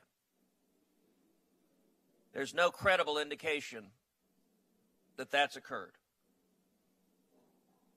Indeed, it's striking that in his 12 years as a federal appellate judge, a majority of his law clerks have been women. That is exceptionally unusual. I do not know of another federal appellate judge for whom that is the case, and I can tell you his law clerks revere him. They hold him in the very highest of respect. His reputation, Judge Kavanaugh's reputation in this town, is of being a Boy Scout, is of being a boring Boy Scout. That's been his reputation for a long time. Now, some might say, well, gosh, in the press there have been these other sensational allegations. We've seen others that have popped up after this one. Well, I thought it was striking in yesterday's hearing that not a single Democratic member of this committee chose to ask about any of the other allegations. I think that indicates how little credibility there is behind those allegations. The one that is the most sensational, by the client of Mr. Avenatti, makes extraordinary claims which apparently our Democratic colleagues are embarrassed to say publicly because they demonstrate that this has become a partisan circus. This is not about substance. This is about smears. Can I ask the senator if he could sum up? The reason I've done that is because I'd like to give everybody a chance to speak. This committee has given Dr. Ford and Judge Kavanaugh a full and fair opportunity to lay out their views.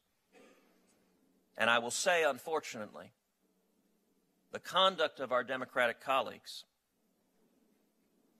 it's been clear that this has been all about politics, all about delaying this confirmation until after the election, hoping that they win the Senate in the election, and then keeping this Supreme Court seat vacant until 2021.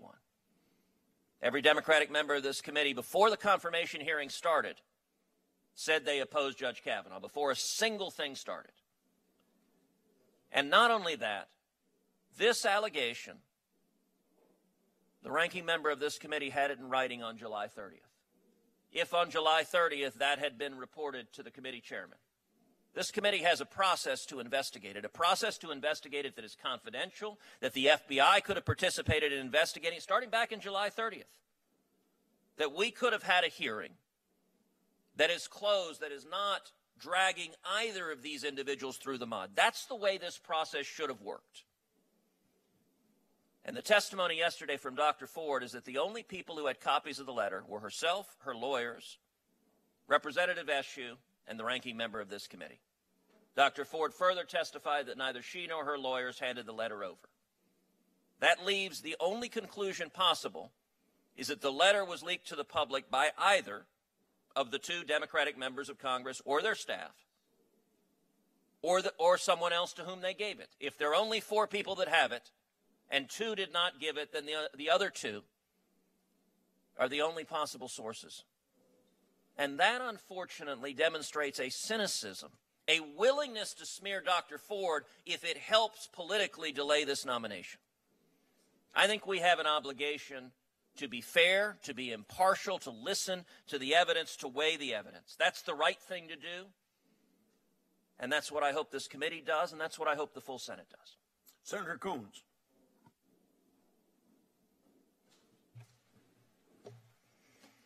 Thank you, Mr. Chairman. Yesterday was an important and a difficult day, a long day for Dr. Ford, for Judge Kavanaugh, for the Senate Judiciary Committee, for our nation.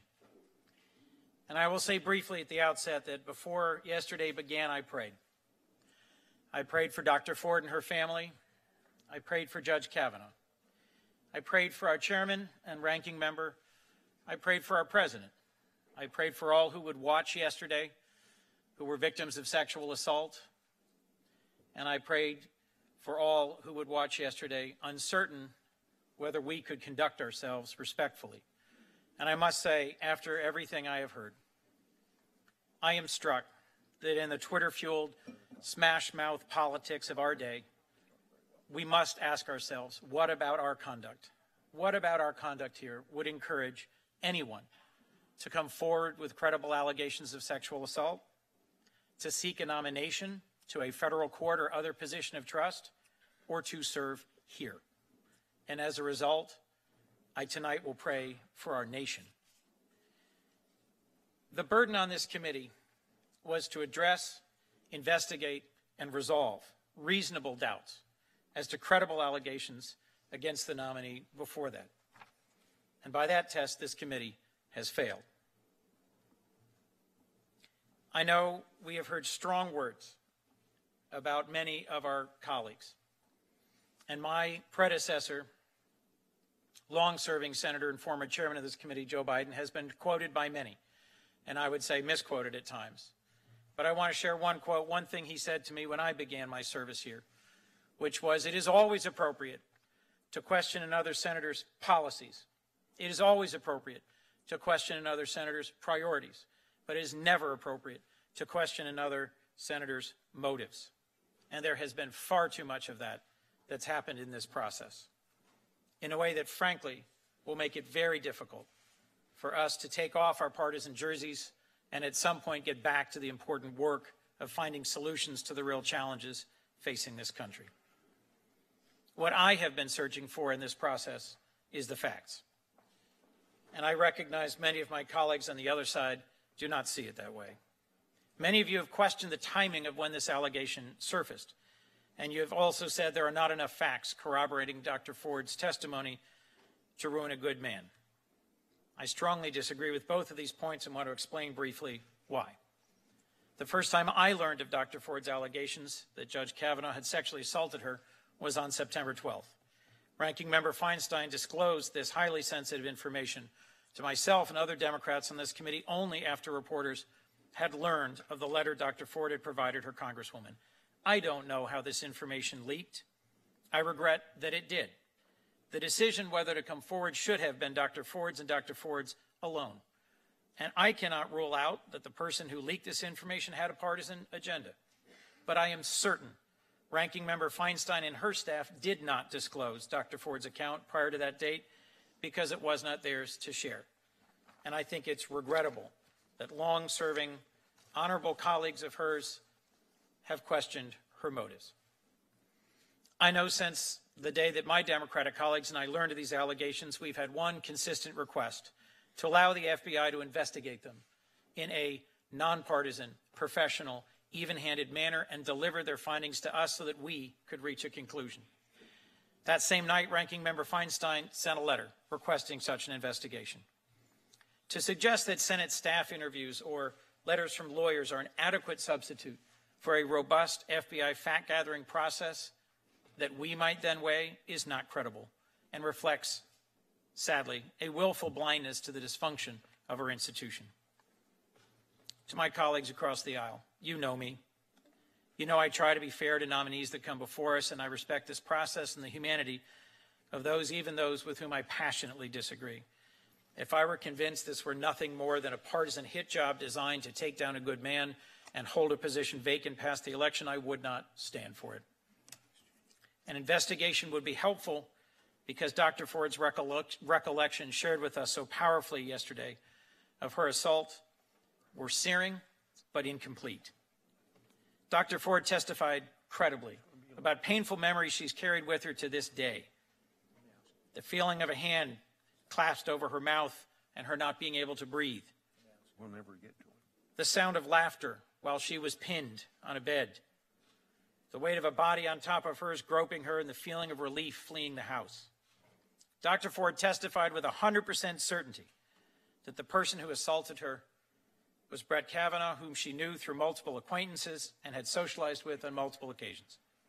But it is true, as has been widely repeated, that Dr. Ford cannot pinpoint the date or the time of the assault, the exact location, and that she did not tell anyone about that assault at that time. There is not an eyewitness who has been able to provide the details of this, all of which is typical of sexual assault.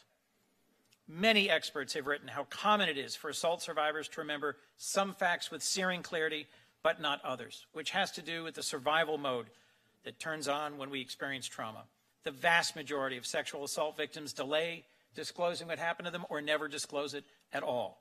One of the most striking things about this hearing for me has been the so far five personal friends, acquaintances, people I've known for years or decades who've conveyed to me their experiences of sexual assault on this phone while this testimony was going on.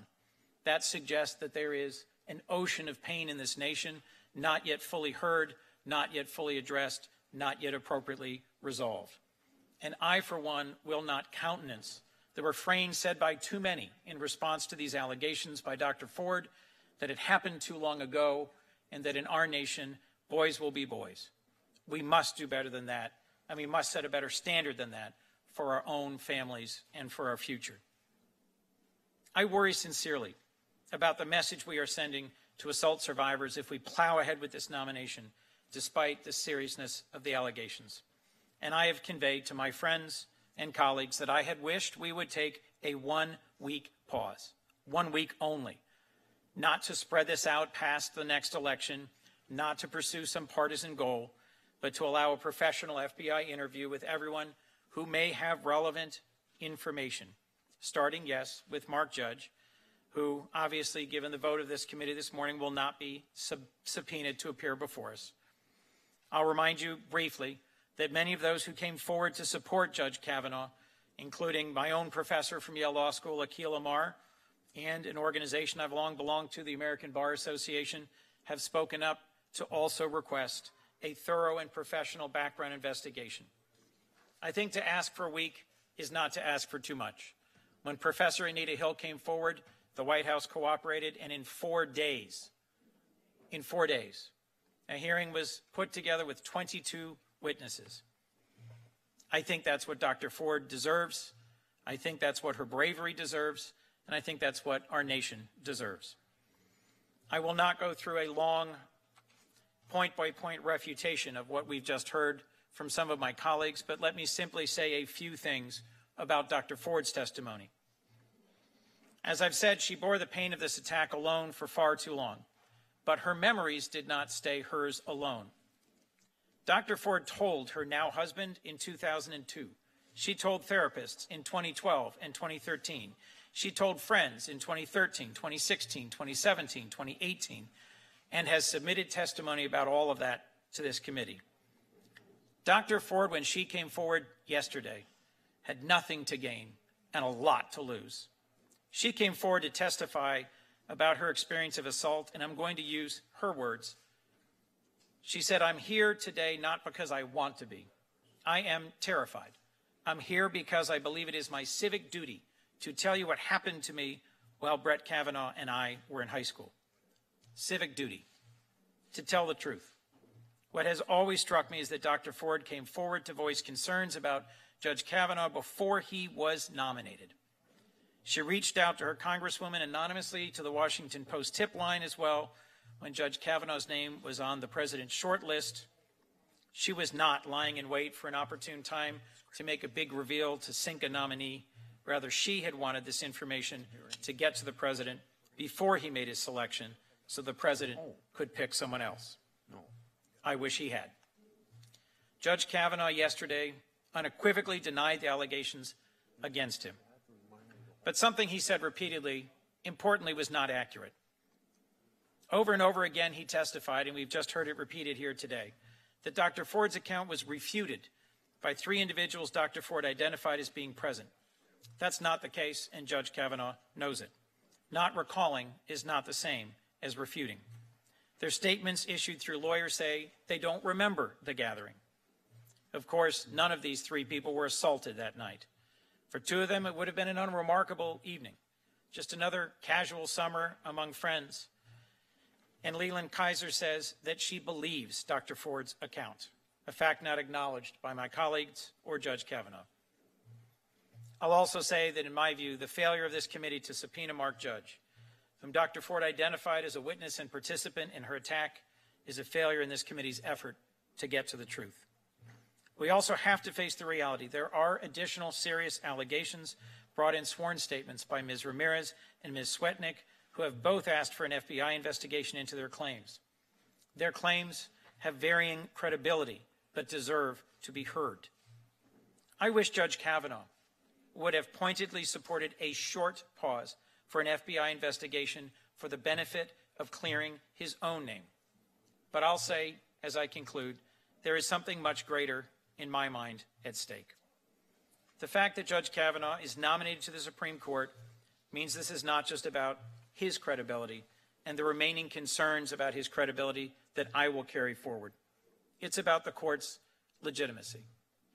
We're left with the reality that if his nomination goes forward this morning, after testimony full of rage and partisanship and vitriol, but without even a brief pause for a nonpartisan investigation into the serious allegations presented, his service may well have an asterisk.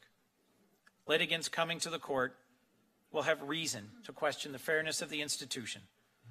And in my view, that is too great a cost to impose on our system of justice in exchange for any one man. It is my hope that my colleagues, those who have not yet decided or declared their decision, will still join in a request to allow the FBI to do its important work and for this committee to allow itself the time to get to the bottom of the remaining allegations. Given the vote this morning, I know that is highly unlikely. I initially announced my opposition to Judge Kavanaugh after our previous round of hearings had concluded. Those hearings began without a declared position by many of my colleagues on this side. In the end, for me, it was Judge Kavanaugh's extreme views on presidential power that I engaged with him vigorously on, and that I believe I engaged with him respectfully on, that determined my vote on him. But for us to proceed today without giving the thoughtful, serious, and thorough investigation of credible allegations before us is for this committee to fail to do its job. I pray that after today, we may yet find a way to work together, because our community, our country, and our world deserves no less. Thank you. I'm going to ask my colleagues on this side of the aisle if, and I'm not going to ask the Democrats to do this, but could we I've only interrupted Senator Cruz, could we kind of make sure that we keep our remarks a little short so everybody can speak? Senator Kennedy? Okay, I guess I'm wrong. Senator Crapo. Thank you, Mr. Chairman, and I will do that. I just wanted to respond first to a number of the comments that have been made about, again, needing the FBI investigation and what the the dynamic of what this committee has done is, it's been said that this committee has changed its procedure. This is the first time that it's conducted its business in this way. Again, as I said yesterday, I think that needs to be clarified and corrected. The fact is that when the FBI does its background investigation, it does just that, a background investigation. It talks to people who may have information about the nominee and takes a statement from them, and then delivers its package of investigative information to the White House, which passes it on to the committee, which is the report that this committee receives from the FBI. It's been said that President Bush reopened the FBI investigation when the Anita Hill information came out. My understanding is, and if I'm wrong on this, Mr. Chairman, please correct me, but my understanding is that when you, as the chairman, finally found out about the information, that information also went to the FBI. Perhaps it was the ranking member who gave the information, the letter, to the FBI, but the FBI was given the information. Is that correct?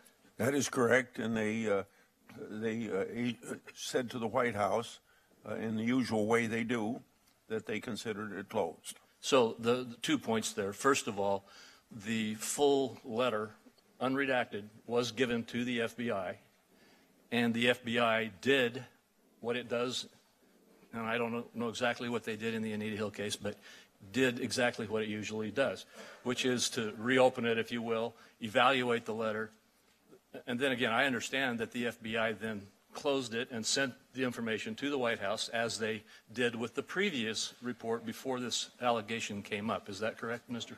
Chairman? The only thing I can verify is that the FBI did what they would usually do, and that they then, and I don't know what that was, and they probably would keep their own internal stuff to themselves, but they sent a cover letter to the White House saying the issue was closed.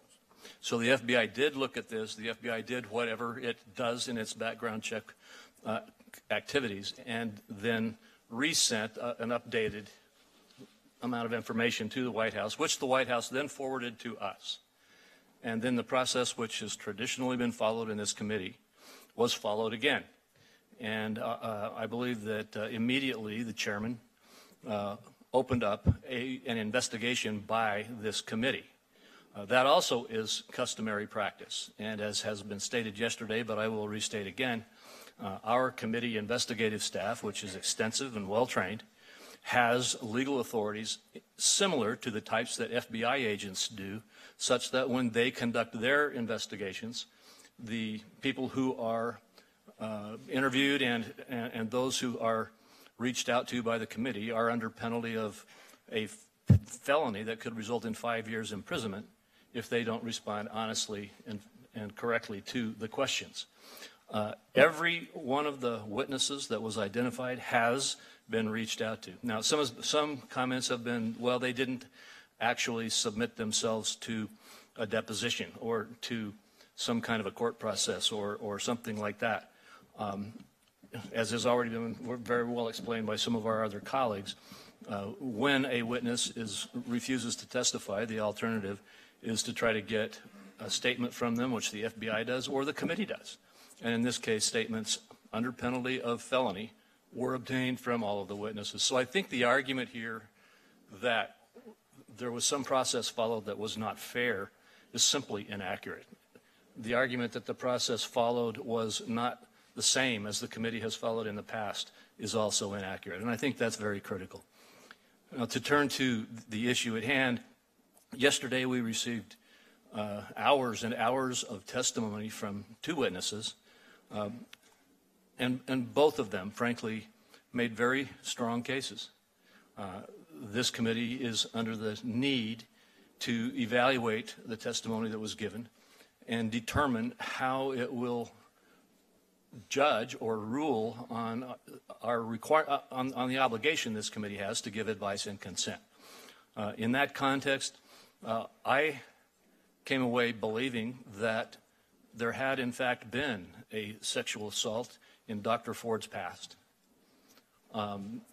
as has been stated, it was not entirely clear when, where, and all of the circumstances, but there's no doubt in my mind that she truthfully testified that she had had a sexual assault, had been assaulted sexually in her past.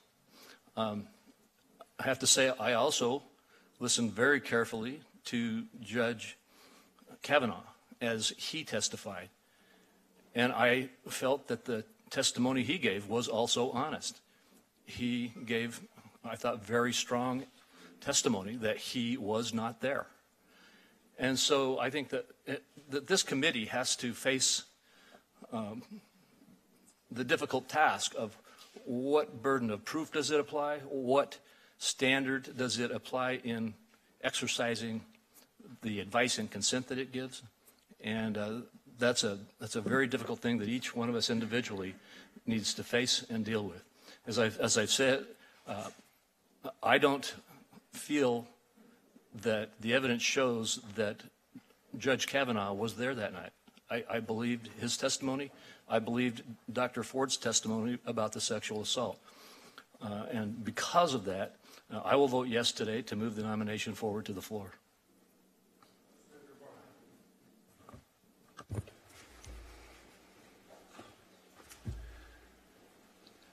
Mr. Chairman,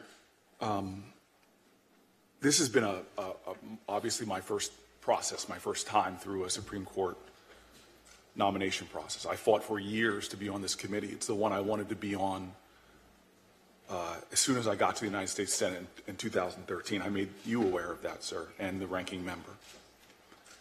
And it has been an incredible experience, a lifetime dream to be a part of this committee. And, sir, I have a lot of respect for you. Some people have even on my side of the aisle have even criticized me for the affection with which I have for you, sir. You have been a partner. And there's something about the four most senior members of this committee, you all, Senator Hatch, yourself, Senator Grassley, Senator Leahy, Senator Feinstein. In many ways, you all have been anchors in this entire institution to a time where the comedy was deeper and greater, and have resisted in many ways that I find admirable the drift towards tribalism within our country and within this vaunted institution. When a Supreme Court vacancy happened, I was one of those individuals that did not wait long before I announced my intentions to vote against Judge Kavanaugh. And, sir, I did it for sincerely and deeply held beliefs. I did it because I felt that this was a person that had made it clear in that entire list of people prepared by the Federalist Society and the Heritage Foundation that this was a guy that spoke directly towards a view of presidential power, presidential immunities, that in this perilous time where a president is the subject of a criminal investigation, that he was going to protect that president, and said as much. Make sure that the president was above the law and accountability. And, sir, I've learned a lot. I'm one of the guys that on this side of the aisle, when my colleagues speak on the other side of the aisle, I listen. I try to give them my full attention. And I don't always agree, but I've learned a lot from my colleagues. And my friendships on the other side of the aisle, my sincere friendships. There's been times during these hearings I've texted back and forth with people on the other side of the aisle. I respect them. And I fought hard during this process. I've given it everything I've got. I've learned that, heck, going back to being a football player, that between the whistles, you fight as hard as you can for what you believe. And if you want to call that partisanship, fine. I've been exuberant in my beliefs, and I've learned a lot through this process. Some of my comments have been referenced numerous times, and I know that I have not been as precise and allowed my comments to be mischaracterized, and I don't blame those people who've mischaracterized some of my comments. I take responsibility and have learned to be more precise. And I talk to these issues and I talk to my values as much as I can. I travel around this country calling for more comedy, calling for us respecting, seeing the dignity of Republicans and Democrats and recognizing as much as I can. And I say it, patriotism is love of country, and you cannot love your country unless you love all your countrymen and women. The goodness and the decency of Republicans and Democrats in this country is self-evident. And we demonize each other in ways that I will be and continue to be an exemplar of trying to get our dialogue to rise to something different, to be a country that sees that we need each other, that there's no Democratic or Republican way to success, there's only an American way. And sir, you know, and I hope, and I've said this to you personally, and I think I've said enough publicly, that in the hardness with which I fight, I mean you no personal insult, but I did say before, and I say now, before Dr. Ford's charges came up, I say very sincerely that I think that the way this process was run was a sham. I used that word, sir. And it was because we were evaluating someone for the highest court in the land with seeing such a small part of his relevant work product. I didn't understand how so much of his writing, approximately 90% of his relevant work product, was not even being seen by this committee and controlled by a process that was so broken, so partisan. And then, sir, I violated the rules that you put forward in this committee, willfully and knowingly, and accepting the consequences of that. And I did so because the documents that were being withheld from the public, I felt the public had a right to know, and they weren't classified. There was no national security issues. And gosh, we disagreed on that, sir, and I locked horns with people across the aisle. And even after all that, I was grateful for the comedy. The gentleman I knocked horns with most said to me, you know what? I was taught to hate the sin, but love the sinner. I really love being on this committee. I love it. From living in Newark, New Jersey, this is where I wanted to be, sir. I wanted to be on a committee that dealt with issues of justice in this country, because I feel that when we swear an oath to liberty and justice for all, I don't think we're there yet as a country. And I have to say now, as I'm sitting here, that I deeply resent this idea that somehow when Dr. Ford came forward, that this dealt with partisanship. This is shifted this debate in this committee and in this country from raw partisanship to something much deeper. I have such respect for the ranking member. And I was in the room when we discussed, literally hours after I was made aware that the letter existed, about what her motivations were. It was a private room, and forgive me for speaking out of turn if the ranking member believes I am, but her entire sense of decency and honor had nothing to do with politics. Politics was not mentioned. Her entire concerns were about the dignity and the humanity and the respect for Dr. Ford. The conversation we had was about the best way to handle the information that was just presented to all of us. I've now been in numerous caucus meetings where politics has not been discussed, where what has been done was some of the most eloquent speeches I've heard in our caucus meetings from my colleagues about issues of sexual assault, issues of rape. I've heard colleagues read letters that had been written not by a Democrat or Republicans, but by Americans who are concerned about this issue. This is not a partisan moment for our country. Back in the early 1990s, I was a student during the Anita Hill, Clarence Thomas, during those hearings. And I think there's people on both sides of the aisle that agree that that was dealt with wrong, that the process then did not merit the dignity and decency of the folks involved or of the issue of sexual harassment. But yet that involved multiple hearings. That involved multiple witnesses. That involved an FBI investigation. And yet we still criticize that process. But now we're here today, and we have fallen even far short of what I believed was an inadequate process. sir, this is not about partisanship. And a lot of folks are trying to make this about whether she was flying to California or not, whether the letter was authorized or released or not, whether the process served her or not. That seems to be stripping away the heroism of Ms. Ford, of Dr. Ford, to come before this committee willingly, even under circumstances that she said herself were not her wishes. She asked for an FBI investigation. She asked for more witnesses. She wasn't given what she asked for, and she still came here and sat before this committee. And what did she say, sir?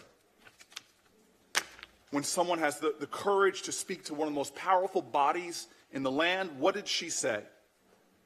She shared a raw and visceral and credible, a profoundly powerful testimony with this committee and the world, and she was believable. I believe her. She told us of her indelible memory, using words like seared into her memory, speaking to brain chemistry in a way. She spoke of uproarious laughter of Brett Kavanaugh and Mark Judge being pinned to a bed, being hand over the mouth, fearing for her life, that she was terrified of being raped or accidentally killed. When asked by this committee what level of certainty, this wasn't, I don't know, I'm not 100% sure. She said, I am 100% certain that it was Judge Kavanaugh, consistent with other folks who experience sexual violence. It was seared into her memory. She knows 100%. And that's credible because she knew him. She had interacted with him socially before he attacked her. She didn't need to pick him out of a lineup of teenagers and some random attack. She knew him. Dr. Ford's credible testimony does not stand on its own. It is bolstered by significant corroboration. In 2012, 2013, 2014, 2016, she spoke of it. She told it to 5 people. Long before Judge Kavanaugh was nominated to the Supreme Court, she told multiple people that she had been sexually assaulted as a teenager. In some instances, she identified him specifically by name. In others, she described her attacker as a federal judge. Each of these individuals have provided this committee with their sworn statements attesting to these facts. We could have called those individuals to testify that this was not what I've heard, part of a coordinated attack, something to do with the Clintons and all the other allegations. This is somebody in the early years had talked about Brett Kavanaugh assaulting her. This is not some kind of political attack. This is consistent not only with her statements that have been corroborated, it's consistent what we know about other people who have undergone sexual attacks. And beyond the corroboration of outside witnesses, Dr. Ford's account is also corroborated by independent facts. Facts, not opinions. The fact that Dr. Ford identified Mark Judge and P.J. Smith as others who were friends of Kavanaugh and present at the gathering is corroborated. It's also corroborated in Judge Kavanaugh's own calendar, as we've seen. Judge Kavanaugh documented a gathering on July 1st, 1982, that included Mark Judge, P.J. Smith, and a reference to alcohol. Dr. Ford testified that shortly after the assault, around 6 to 8 weeks later, in her estimation, she ran into Mark Judge at a local grocery store, and that he seemed very uncomfortable to see her. In his book, Wasted, Tales of a Gen X Drunk, Mark Judge described working at a local grocery store in the summer of 1982. It's all consistent. The circumstances surrounding her coming forward to this committee also support her. First, she made contact with elected representatives before Judge Kavanaugh was even nominated. This isn't some political hit job. Before he was even nominated, she came forward with this testimony. Second, she submitted to a lengthy, intrusive, emotional, as she said, polygraph record. We didn't call for the polygraph tester to sit before her so we could question them. The report concluded that she was truthful and now a part of the committee's record. Third, number three, she reportedly called for an FBI investigation into her claims, fully understanding that a false statement to the FBI could subject her to criminal penalties. We all know what it means when you get a call from a committee staffer, or partisan in this case, versus when you get a call from the FBI, where lying to them is a felony. That is a powerful difference between a committee investigation and an FBI agent interviewing people, chasing after facts, pulling on the loose threads that have been evident in Judge Kavanaugh's record. And fourth, she came forward publicly despite knowing she would face harsh public scrutiny, threats, relentless invasions of privacy, that her life would be forever altered. We've heard a lot about the effect on Judge Kavanaugh, which is real and not exaggerated, but the effect on her as well and what she had to submit to by coming forward and making that courageous testimony. Now, Judge Kavanaugh's testimony, regardless of these allegations, it stands in sharp contrast to Dr. Ford's testimony. First, Judge Kavanaugh has everything to lose should these allegations be fully investigated and proven true. Everything to lose. And that's why I don't think he wants a full investigation. Second, he has given numerous opportunities, time and time again, to call for an FBI investigation, call for an independent investigation to clear his name. But he's refused to do so. If I was in the balance and was being accused of things that I knew were lies, I would be demanding every bit of evidentiary investigation possible. Not just the FBI, I'd be calling for independent investigators. I'd be calling on every loose thread, but he hasn't. He's refused to call for this committee to hear even live testimony from witnesses that could corroborate his story or the doctor's. Third, his testimony and claims regarding his drinking habits and behavior in high school and college beyond have been contradicted by so many people. His statements have just proven to be not true. Judge Kavanaugh's freshman college roommate, James Roach, has said that he was frequently incoherently drunk and that he became aggressive and belligerent when he was drunk. But that's not the only one that said this. Liz Swisher, Judge Kavanaugh's friend from Yale College, to whom he referred to numerous times, said it's not credible for Judge Kavanaugh to say that he has no memory lapses in the nights that he drank to excess. And I'll tell you this, Mr. Chairman, Lynn Brooks, who said she did not want to come forward, another friend from Yale, and showing that this is not partisan, she is a Republican, Mr. Chairman. She did not want to come forward, but last night, after listening to his testimony, was so offended by his lies that this is what his friend from Yale, a registered Republican, said. There is no doubt in my mind that while at Yale, he was a big partier, often drank to excess, and there had to be a number of nights he does not remember. In fact, I was witness to the night he got tapped into his fraternity and was stumbling drunk, and he was in a ridiculous saying really dumb things. And I can almost guarantee that there is no way that he remembers that night. This is a registered Republican who did not want to come forward until he heard the lies of Judge Kavanaugh.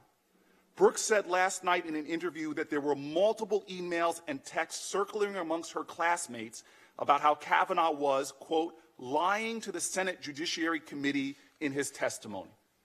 That's from a Republican who did not want to come forward until she witnessed those lies.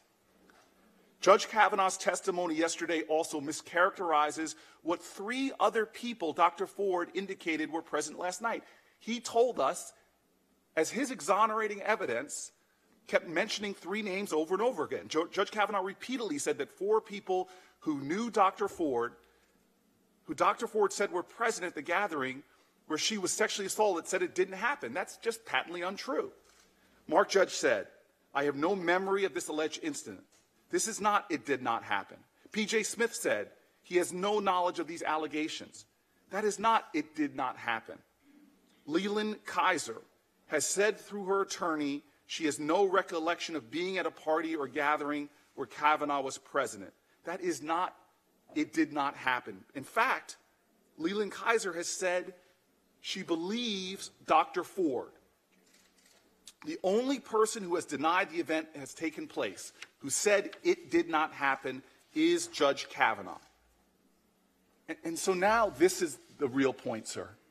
Can you, you've gone... I would like to finish, sir.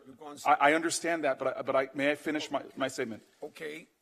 I want to ask you a question. You've gone 17 minutes. I got 3 other people who'd like to speak. Sir, I understand that. I'm going to be closing my comments soon, and I'd like to continue. Are you willing to let 3 other people speak? Sir, I want to finish my comments, and you can let whoever speaks speak, sir. You're the chairman. Go ahead, sir. Mr. Chairman, he can take as much of my time as he wishes. So this nation now is watching, not in a partisan way. We just saw one Republican so offended because she knows Kavanaugh. This is not Democrats and Republicans watching. This is Americans watching right now to see what this body will do. This isn't about politics or partisanship. I will forever remember what Dr. Ford said when she came before us. She said she was performing her civic duty. She wasn't trying to destroy a man. She was a courageous, heroic woman telling her truth of sexual assault and sexual harassment. This is what was done to me, she said. Many of my colleagues yesterday said they found Dr. Ford credible. But to confirm Judge Kavanaugh, you would have to say not only that you don't believe her, Dr. Ford, but that you are so certain this didn't happen that you're willing to force a vote now without any further investigation. At best, this means you think somehow she was confused, that she doesn't really know what happened to her. Even though yesterday she told us that she remembers Brett Kavanaugh covering her mouth, seared into her memory, expressing fear at the time that he might accidentally kill her. She told us details from 2012, 13, 16, and 17, told to her therapist, to her husband. And so this is where we are in the United States of America right now. This is not a partisan moment. This is a moral moment in our nation. We do not have to have this vote today. We can correct from the mistakes of the past in this nation. There are millions of people, men and women, survivors of sexual assault, who are watching this body of powerful people, and what will happen? This toxic culture, this pernicious patriarchy in this country has to stop. It's real in this country, and people are suffering, and they're watching this body right now. Children abused, watching what powerful people in religious institutions, how they sweep it aside, deny, attack. People in corporations or news media outlets who were abused and harassed for years. And their testimony, their truth was swept aside, belittled. They were attacked. They were vilified. They were followed by investigators. Millions are watching this body and how we act. Do we rush to a vote? Will we brush aside a credible witness's testimony? Will we belittle and attack credible testimony? Will we ignore credible testimony? Will we listen? Will we believe?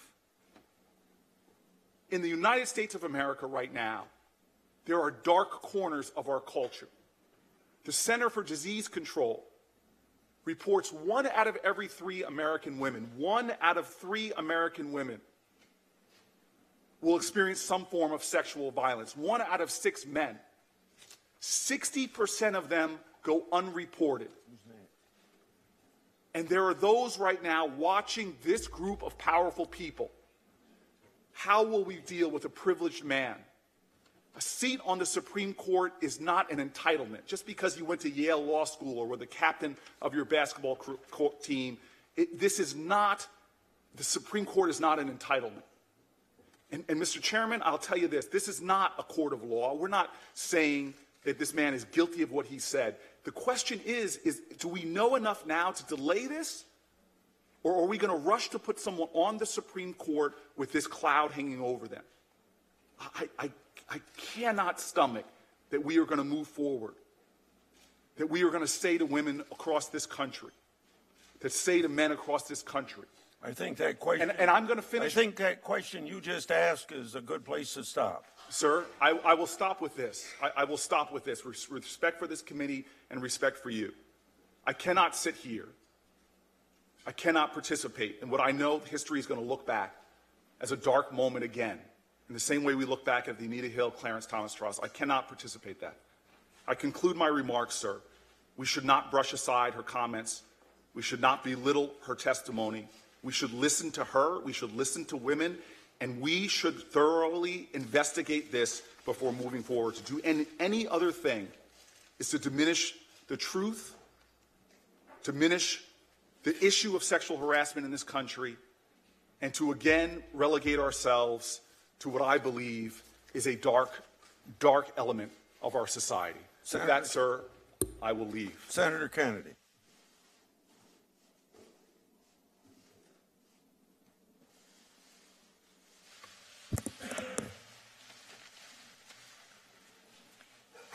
Thank you, Mr. Chairman. In my judgment, there were no winners in this room yesterday. None. All I saw were two people, two human beings in pain. All of us, in my opinion, including Dr. Kavanaugh, or Dr. Ford rather, and Judge Kavanaugh, have a blinkered perspective. Whatever happened, happened 40 years ago. And that's just a fact. I don't know what happened to Dr. Ford. I don't know if we'll ever know what happened to Dr. Ford. I do believe that something very, very, very bad happened to Dr. Ford, and I am very sorry. But I do not believe that Judge Brett Kavanaugh was involved. And that's why I will support his nomination. Now let me talk about something that I'm a little more certain of. And I will be brief, Mr. Chairman. This has been, as someone put it in an article this morning, a grotesque carnival. In my opinion, this has been an intergalactic freak show. As far as I'm concerned, Congress has hit rock bottom and started to dig.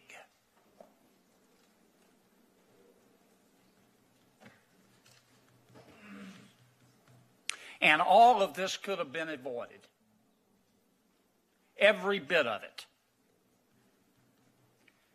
The other thing I'm certain of is that these cynical games, this character assassination, has damaged Dr. Ford and Judge Kavanaugh and their families irreparably. And it could have been avoided. Now, Senator Feinstein talked about this earlier, and she's right. How we treat women in America does matter. This is no country for creepy old men or young men or middle-aged men. But this is no country at all, in my opinion, at least not the kind of country I want to live in, without due process. Both the accuser and the accused are entitled to respect and fairness, and yes, to due process. To the person who leaked Dr. Ford's letter, to the person who breached Dr. Ford's anonymity, And to the person who did not tell her she could have avoided this by testifying privately in her home in California. You know who you are. You should bow your head in shame, in my opinion, and you should hide your head in a bag every day for the rest of your natural life. And you also ought to read something. I don't know if you believe in God or if you read the Bible, but there's wisdom in a passage whether you read the Bible or believe in God or not. And I'd refer you to Matthew 16:26. For what is a person profited? For what is a person profited if he gains the whole world and he loses his soul? Thank you, Mr. Chairman. These till the fall of the gavel.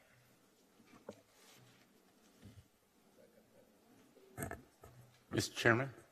You yielded your time, you told me. I yielded part of my time to Senator Booker. Do I have any left? You may proceed. Thank you, Mr. Chairman. I'll yield my time to him, Mr. Chairman. I appreciate that graciousness, and I hope it is a sign that we will rebuild across the aisle. Yesterday, there were words spoken, and we know in families that words are spoken in anger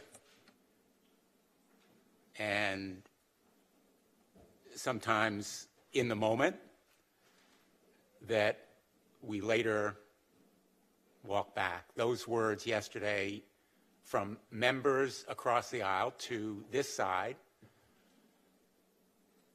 were extraordinary for a confirmation hearing, and I know they would say that some of our words to them may be on the same level, but we have worked together, we've traveled together, we have a responsibility together to do the business of the United States Senate. And Mr. Chairman, I know you may not agree with me, but I think in the spirit of working together, a delay in this vote would be appropriate.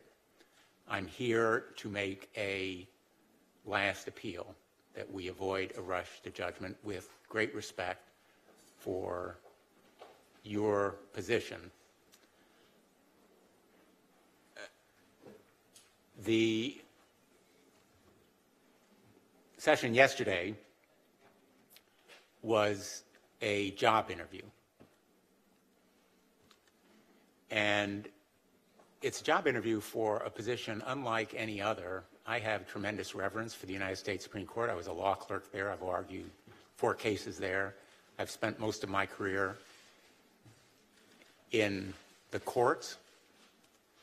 And my belief is that this decision on how to vote, and I will vote no, is among the most important that I will make as a United States Senator.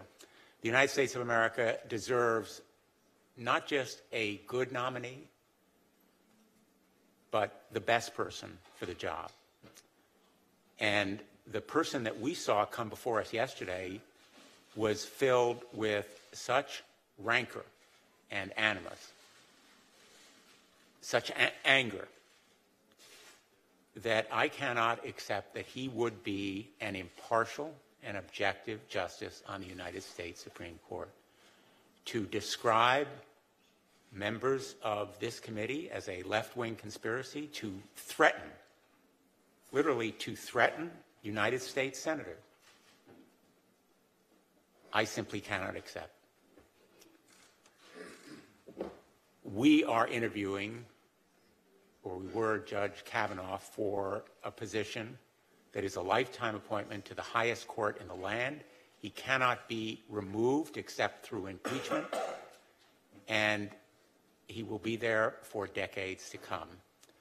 I made no secret of my opposition to him based on his out-of-the-mainstream views and judicial philosophy, his apparent goal to chip away, if not overturn, Roe v. Wade and the guarantees that allow women to decide when and whether they become pregnant and have children, the decision by millions of Americans to marry the person they love, consumer rights, workers' rights, the powers of the president, which I think would become an imperial presidency if he becomes a justice on the Supreme Court. But yesterday, my opposition solidified because of temperament and fitness, which I believe he lacks. By virtue of the screed that he sat here and gave us, his views still are disqualifying for me, but his character and fitness ought to be a reason for everyone to vote no. We saw a witness yesterday of an entirely different character and temperament, a woman who told us her story in steady, even, helpful terms, a story that was deeply painful for her. And she has endured threats and public assassination, character assassination, public shaming that no one should have to suffer. My heart goes out to her as well as to Judge Kavanaugh's family. These kinds of vile comments or threats have no place in our public discourse. She has every reason to remain silent and no incentive personally to come forward except to do a public service for the nation, as she stated. And her story was powerful, compelling, personal. I believe her. I have to disbelieve an angry and defiant man whose story simply does not hold up. He claimed that the FBI had already investigated him because they did a background check 6 times. The FBI never investigated Dr. Blasey Ford's allegations. It never investigated Deborah Ramirez's allegations. It never investigated Julie Swetnick's allegations. Those are gaps in our work that remain to be done. In fact, the ABA issued a statement this morning supporting an FBI investigation into Judge Kavanaugh. According to one of our colleagues, the ABA's rating is the gold standard. The committee investigators may be conscientious and dedicated, but they are simply no substitute for the trained professionals with the expertise and experience of FBI agents. A person who is innocent would want the FBI to investigate their claims and clear their name. Judge Kavanaugh refused to make that request. Dr. Blasey Ford did so. The question is, what is he hiding? What is the administration concealing?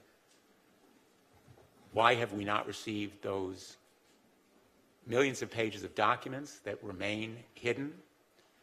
Why has Judge Kavanaugh not taken a polygraph? He says they're not reliable, and that the polygraph Dr. Ford subjected herself to was meaningless. She passed it. As a judge on the D.C. Circuit, Judge Kavanaugh ruled that they are, in fact, meaningful. He wrote, quote, "Law enforcement agencies use polygraphs to test the credibility of witnesses and criminal defendants." Refusing to take a polygraph, Judge Kavanaugh has failed that test.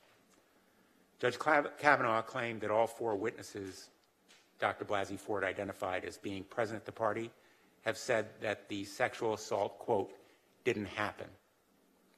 Only one person has said the sexual assault didn't happen, Brett Kavanaugh. The other three partygoers Dr. Blasey Ford identified said they do not remember the incident. That is a big difference. Do not recall is a different statement than it didn't happen. And the other woman Dr. Blasey Ford named, who was there, has since publicly stated that she believes Dr. Blasey Ford's account. Judge Kavanaugh tried to give himself an alibi, making it sound like he didn't drink on weeknights. His own high school calendar, which he provided the committee as evidence, contradicts that statement. During the hearing, in an exchange with my colleague, Senator Booker, Judge Kavanaugh admitted that one of the entries on his calendar from a Thursday signified that he went to a friend's house to drink. He said repeatedly that he never in his life drank so much that he couldn't remember. Numerous people who spent considerable time with him during the hearing in high school, during his high school, college, and law school years confirmed that he frequently drank to excess and sometimes became belligerent. Finally, Judge Kavanaugh claimed that he has always treated women with dignity and respect. His words. Yet he and his high school friends named one of my constituents, Renata Dolphin, in their yearbook pages, saying they were her alumnus, reducing her to a sexual conquest. That is no way to treat women with dignity and respect. In fact, she attested to the pain that it has caused her. He would have us believe that these brave, courageous sexual assault survivors have come forward as part of a vast right-wing conspiracy. How insulting to them to say that they are pawns or puppets of us or anyone else. In fact, they are brave, courageous, independent women who have stepped forward. And so I want to say in conclusion to the men of America, for you, I hope this will be a teaching moment, not to denigrate anyone who has been a survivor of sexual assault, but to lift them up. I want to enter into the record the stories of a number of constituents of mine whose pain, sadness, shame, self-doubt, guilt, fear are powerfully attested to in these statements, Mr. Chairman. Without objection, so ordered. They are the heroes here. Dr. Blasey Ford is a profile in courage. And I want to say to her sons, you should be proud of your mother. You should be proud of your mom. She is a profile in courage, and her name will be in the history books long after ours are gone. She will be remembered as someone who stepped forward truly to speak truth to power. We use that phrase a lot. She did it yesterday. And I am proud to say that I believe Dr. Blasey Ford, and I hope that her two sons and her husband are as proud of her as we should be. Thank you, Mr. Chairman. And with that, I will oppose the nominee, and I will step out. We'll stand at ease till the fall of the gavel.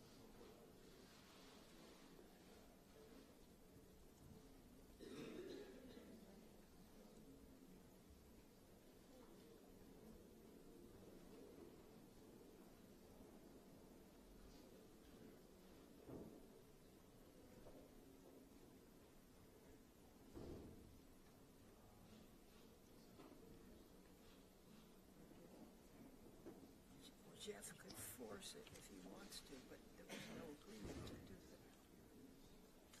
that. For the members that just came in, we're at ease for the fall of the gavel. So everybody presently in the room except Senator Sass and Tillis has spoken. There's still time between now and the time we scheduled vote if Senator Sass or Senator Tillis wants to say anything. Then we continue to stand at ease. Mr. Chairman, given what's happening in the interim, I think if some more time is needed, I think you'd get a unanimous consent to push the vote back pretty easily, if you needed a few more minutes. We made a decision to vote at 1:30. If there's some reason to change that, then we'll have to change it, but I'm not even going to get into a discussion about that right now. Fair enough.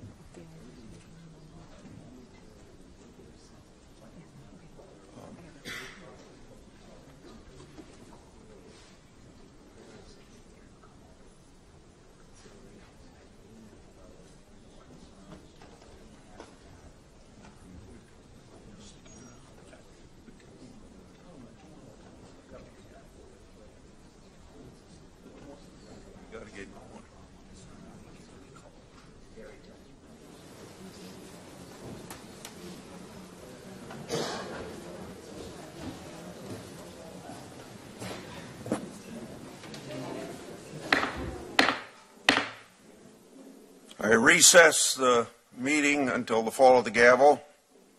We're going to take action with the motion that's before us.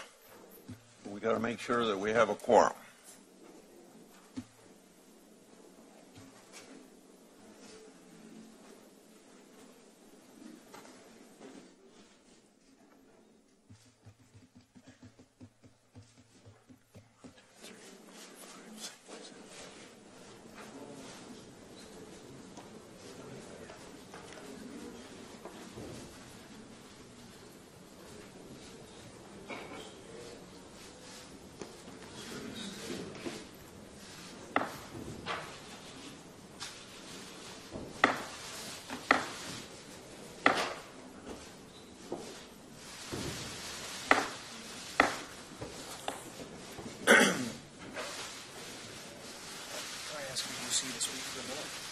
Yeah.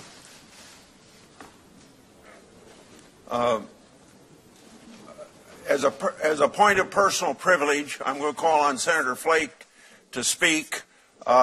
Normally we would start the vote right now, but as a point of personal privilege, I would call on Senator Flake. Oh, thank you. I have been speaking with a number of people on the other side. We've had conversations ongoing for a while with regard to making sure that we do due diligence here.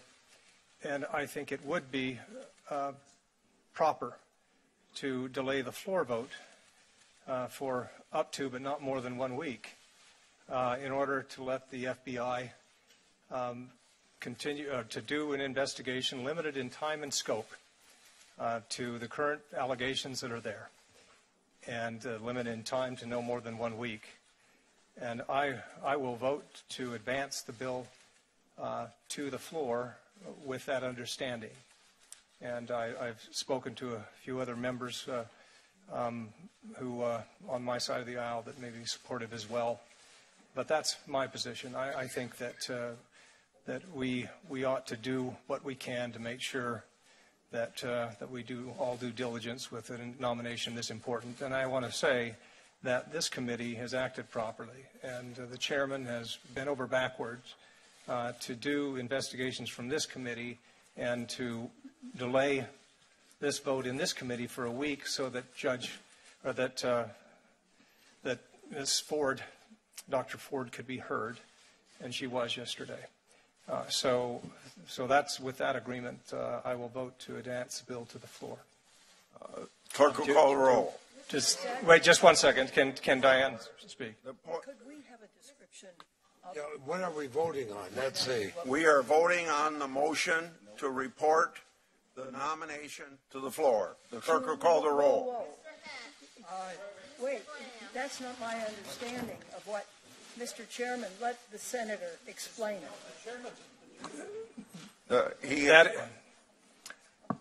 That is my understanding, and if the Democrats could speak to it, if Chris or you, as we talked about before, that the Democrats would accept and endorse a 1 week FBI investigation limited in time and scope. Well, since you're the deciding vote here, we'll vote, and then if there's any sort of discussion, we'll go do that after the vote. Call the roll.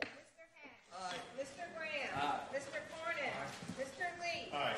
Mr. Cruz. Aye. Mr. Sass. Aye. Mr. Flake. Aye. Mr. Quavo. Mr. Tillis. Aye. Mr. Kennedy. This is Aye. on the nominee. Mrs. Yeah. Feinstein. On the nominee, no. Mr. Leahy. On the nominee, no. Mr. Durbin. No. Mr. Whitehouse. No. Ms. Klobuchar. No. Mr. Coons. On the nominee, no. Mr. Blumenthal. No. Ms. Sorono. No. Mr. Booker. No. Ms. Harris. No. Mr. Chairman. Aye. Mr. Chairman, the votes are 11 days, 10 days. The nominee will be reported to the floor. Mr. Chairman, may I be recognized? Yes. Thank you, Mr. Chairman. I just want to thank my friend and colleague, Senator Flake, and thank you for giving us the time today to have a conversation. A number of my colleagues have asked for a 1 week delay in order that there might be an FBI investigation of what allegations are currently before this committee. I respect Senator Flake's view that in his opinion, it was best to respect your having given Dr. Ford the time to be heard yesterday and advance the nominee to the floor.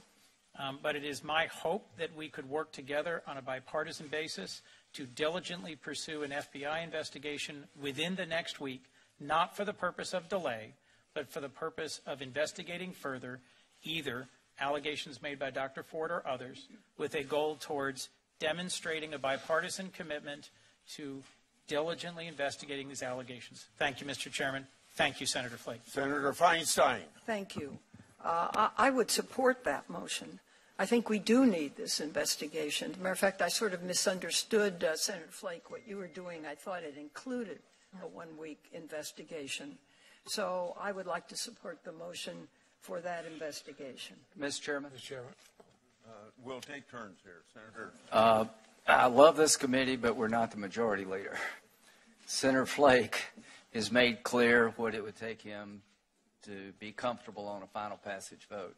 But it doesn't matter what we say here. This will be up to Senator Schumer and Senator McConnell. So it is completely up to them. Yeah, and I think Jeff has made himself very clear, and Senator, let's move. Senator Leahy. Senator Leahy. Well, Mr. Chairman, I want to make sure, because this is somewhat unprecedented. When I do agree with the senator from Arizona that we should have this further investigation. So my understanding is that during the week that is taking place, there will be no action on the floor of the United States Senate on this nomination. Is that correct? I cannot say that. Let me say again, I can't make that commitment for the leadership. I can only say that I would be only comfortable moving forward on the floor. I'll move it out of committee, but I will only be comfortable moving on the floor until the FBI has done more investigation than they have already. It may not take them a week. I understand that some of these witnesses may not want to discuss anything further. But I think we owe them due diligence. Mr. Chairman. Just a minute. All I have said to Senator Flake is that I would advocate for the position he took, but I don't control that. Senator. Mr. Chairman. Yes, Senator Klobuchar. Mr. Chairman, there are other senators as well who may be interested in this negotiation on the Republican side.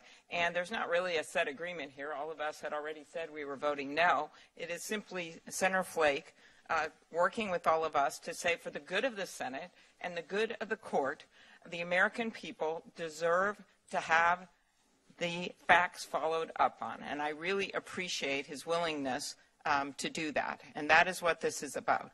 This is simply about, and by the way, if Senator McConnell wants to go forward in light of that, and we still have several senators that haven't said how they're voting on this nominee, I actually think this is very important what just happened right now. So it doesn't have to have an agreement. It is one senator who's standing up. Senator Cornyn. Mr. Chairman, I just want to express my appreciation to Senator Flake for allowing this process to move forward. There's some difference of opinion among us as to what exactly the FBI investigation would consist of. Some of us think it has been concluded and supplemented by this committee's investigation. Others disagree with that. But I respect the fact that not only Senator Flake advocated to give Dr. Ford a chance to appear in front of the committee, which was the right thing to do, but also that he's allowed this process to move forward, subject to further discussions about what the FBI may or may not be able to come up with. But certainly he maintains his right to cast his vote yea or nay as he sees fit and maintains significant leverage that way. But I appreciate his support for a full and fair hearing for Dr. Ford and Judge Kavanaugh, as well as his willingness to allow this to go forward subject to his request. Mr. Chairman. Mr. Chairman. Senator Blumenthal, I think I ought to call on Senator Feinstein. And then, if I, through the chair, could ask a question of Senator Flake, does your amendment include continuing the investigation during this period of time? If I can respond, there is no amendment. I'm simply stating, and the discussion that we had between us all is that I would hope and I think we had some agreement before that the Democrats who have been, I think, justifiably uncomfortable moving ahead could publicly, in an effort to bring this country together, say that we would feel better. I'm not expecting them to vote yes, but not to complain that an FBI investigation has not occurred. And this is what I'm trying to do. This country is being ripped apart here, and we've got to make sure that we do due diligence. I think this committee has done a good job, but I do think that we can have a short pause and make sure that the FBI can investigate. My understanding is that some of us would have to, and I'm prepared to do it, make a request to the White House to ask the FBI to do that investigation. It would be short and limited in scope to the current allegations that have been made. Mr. Chairman. But I would just encourage the Democrats who we've talked to before to endorse that kind of thing, that we can then move on. Mr. Chairman. Because of the 2-hour rule, we're adjourned. What? The 2-hour rule. No vote. When did we come in? Did we come in at noon? No. Yeah, we did. Yeah, the 2-hour rule. We came in at noon? Yeah, we knew you were going. We had to get this all done by 2 o'clock. Well, is it done?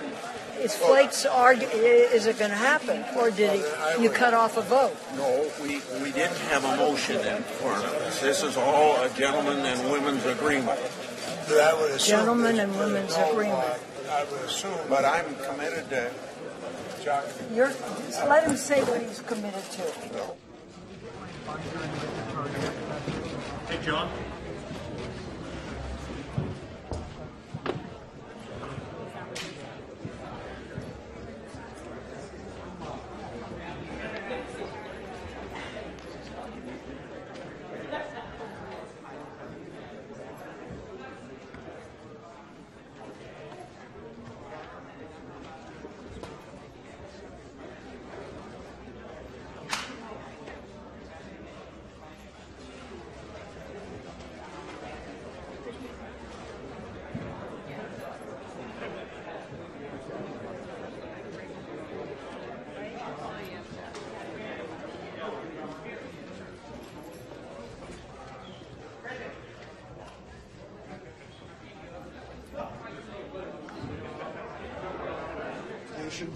He made a stand calling for it, with a controlled period of time, controlled number of allegations. I think it was the right thing to do, and I applaud him for showing this kind of Are there enough Democrats who agree with Senator Flake's position? Is Bernie McConnell to not go forward? I don't know any other senator's position on the outside.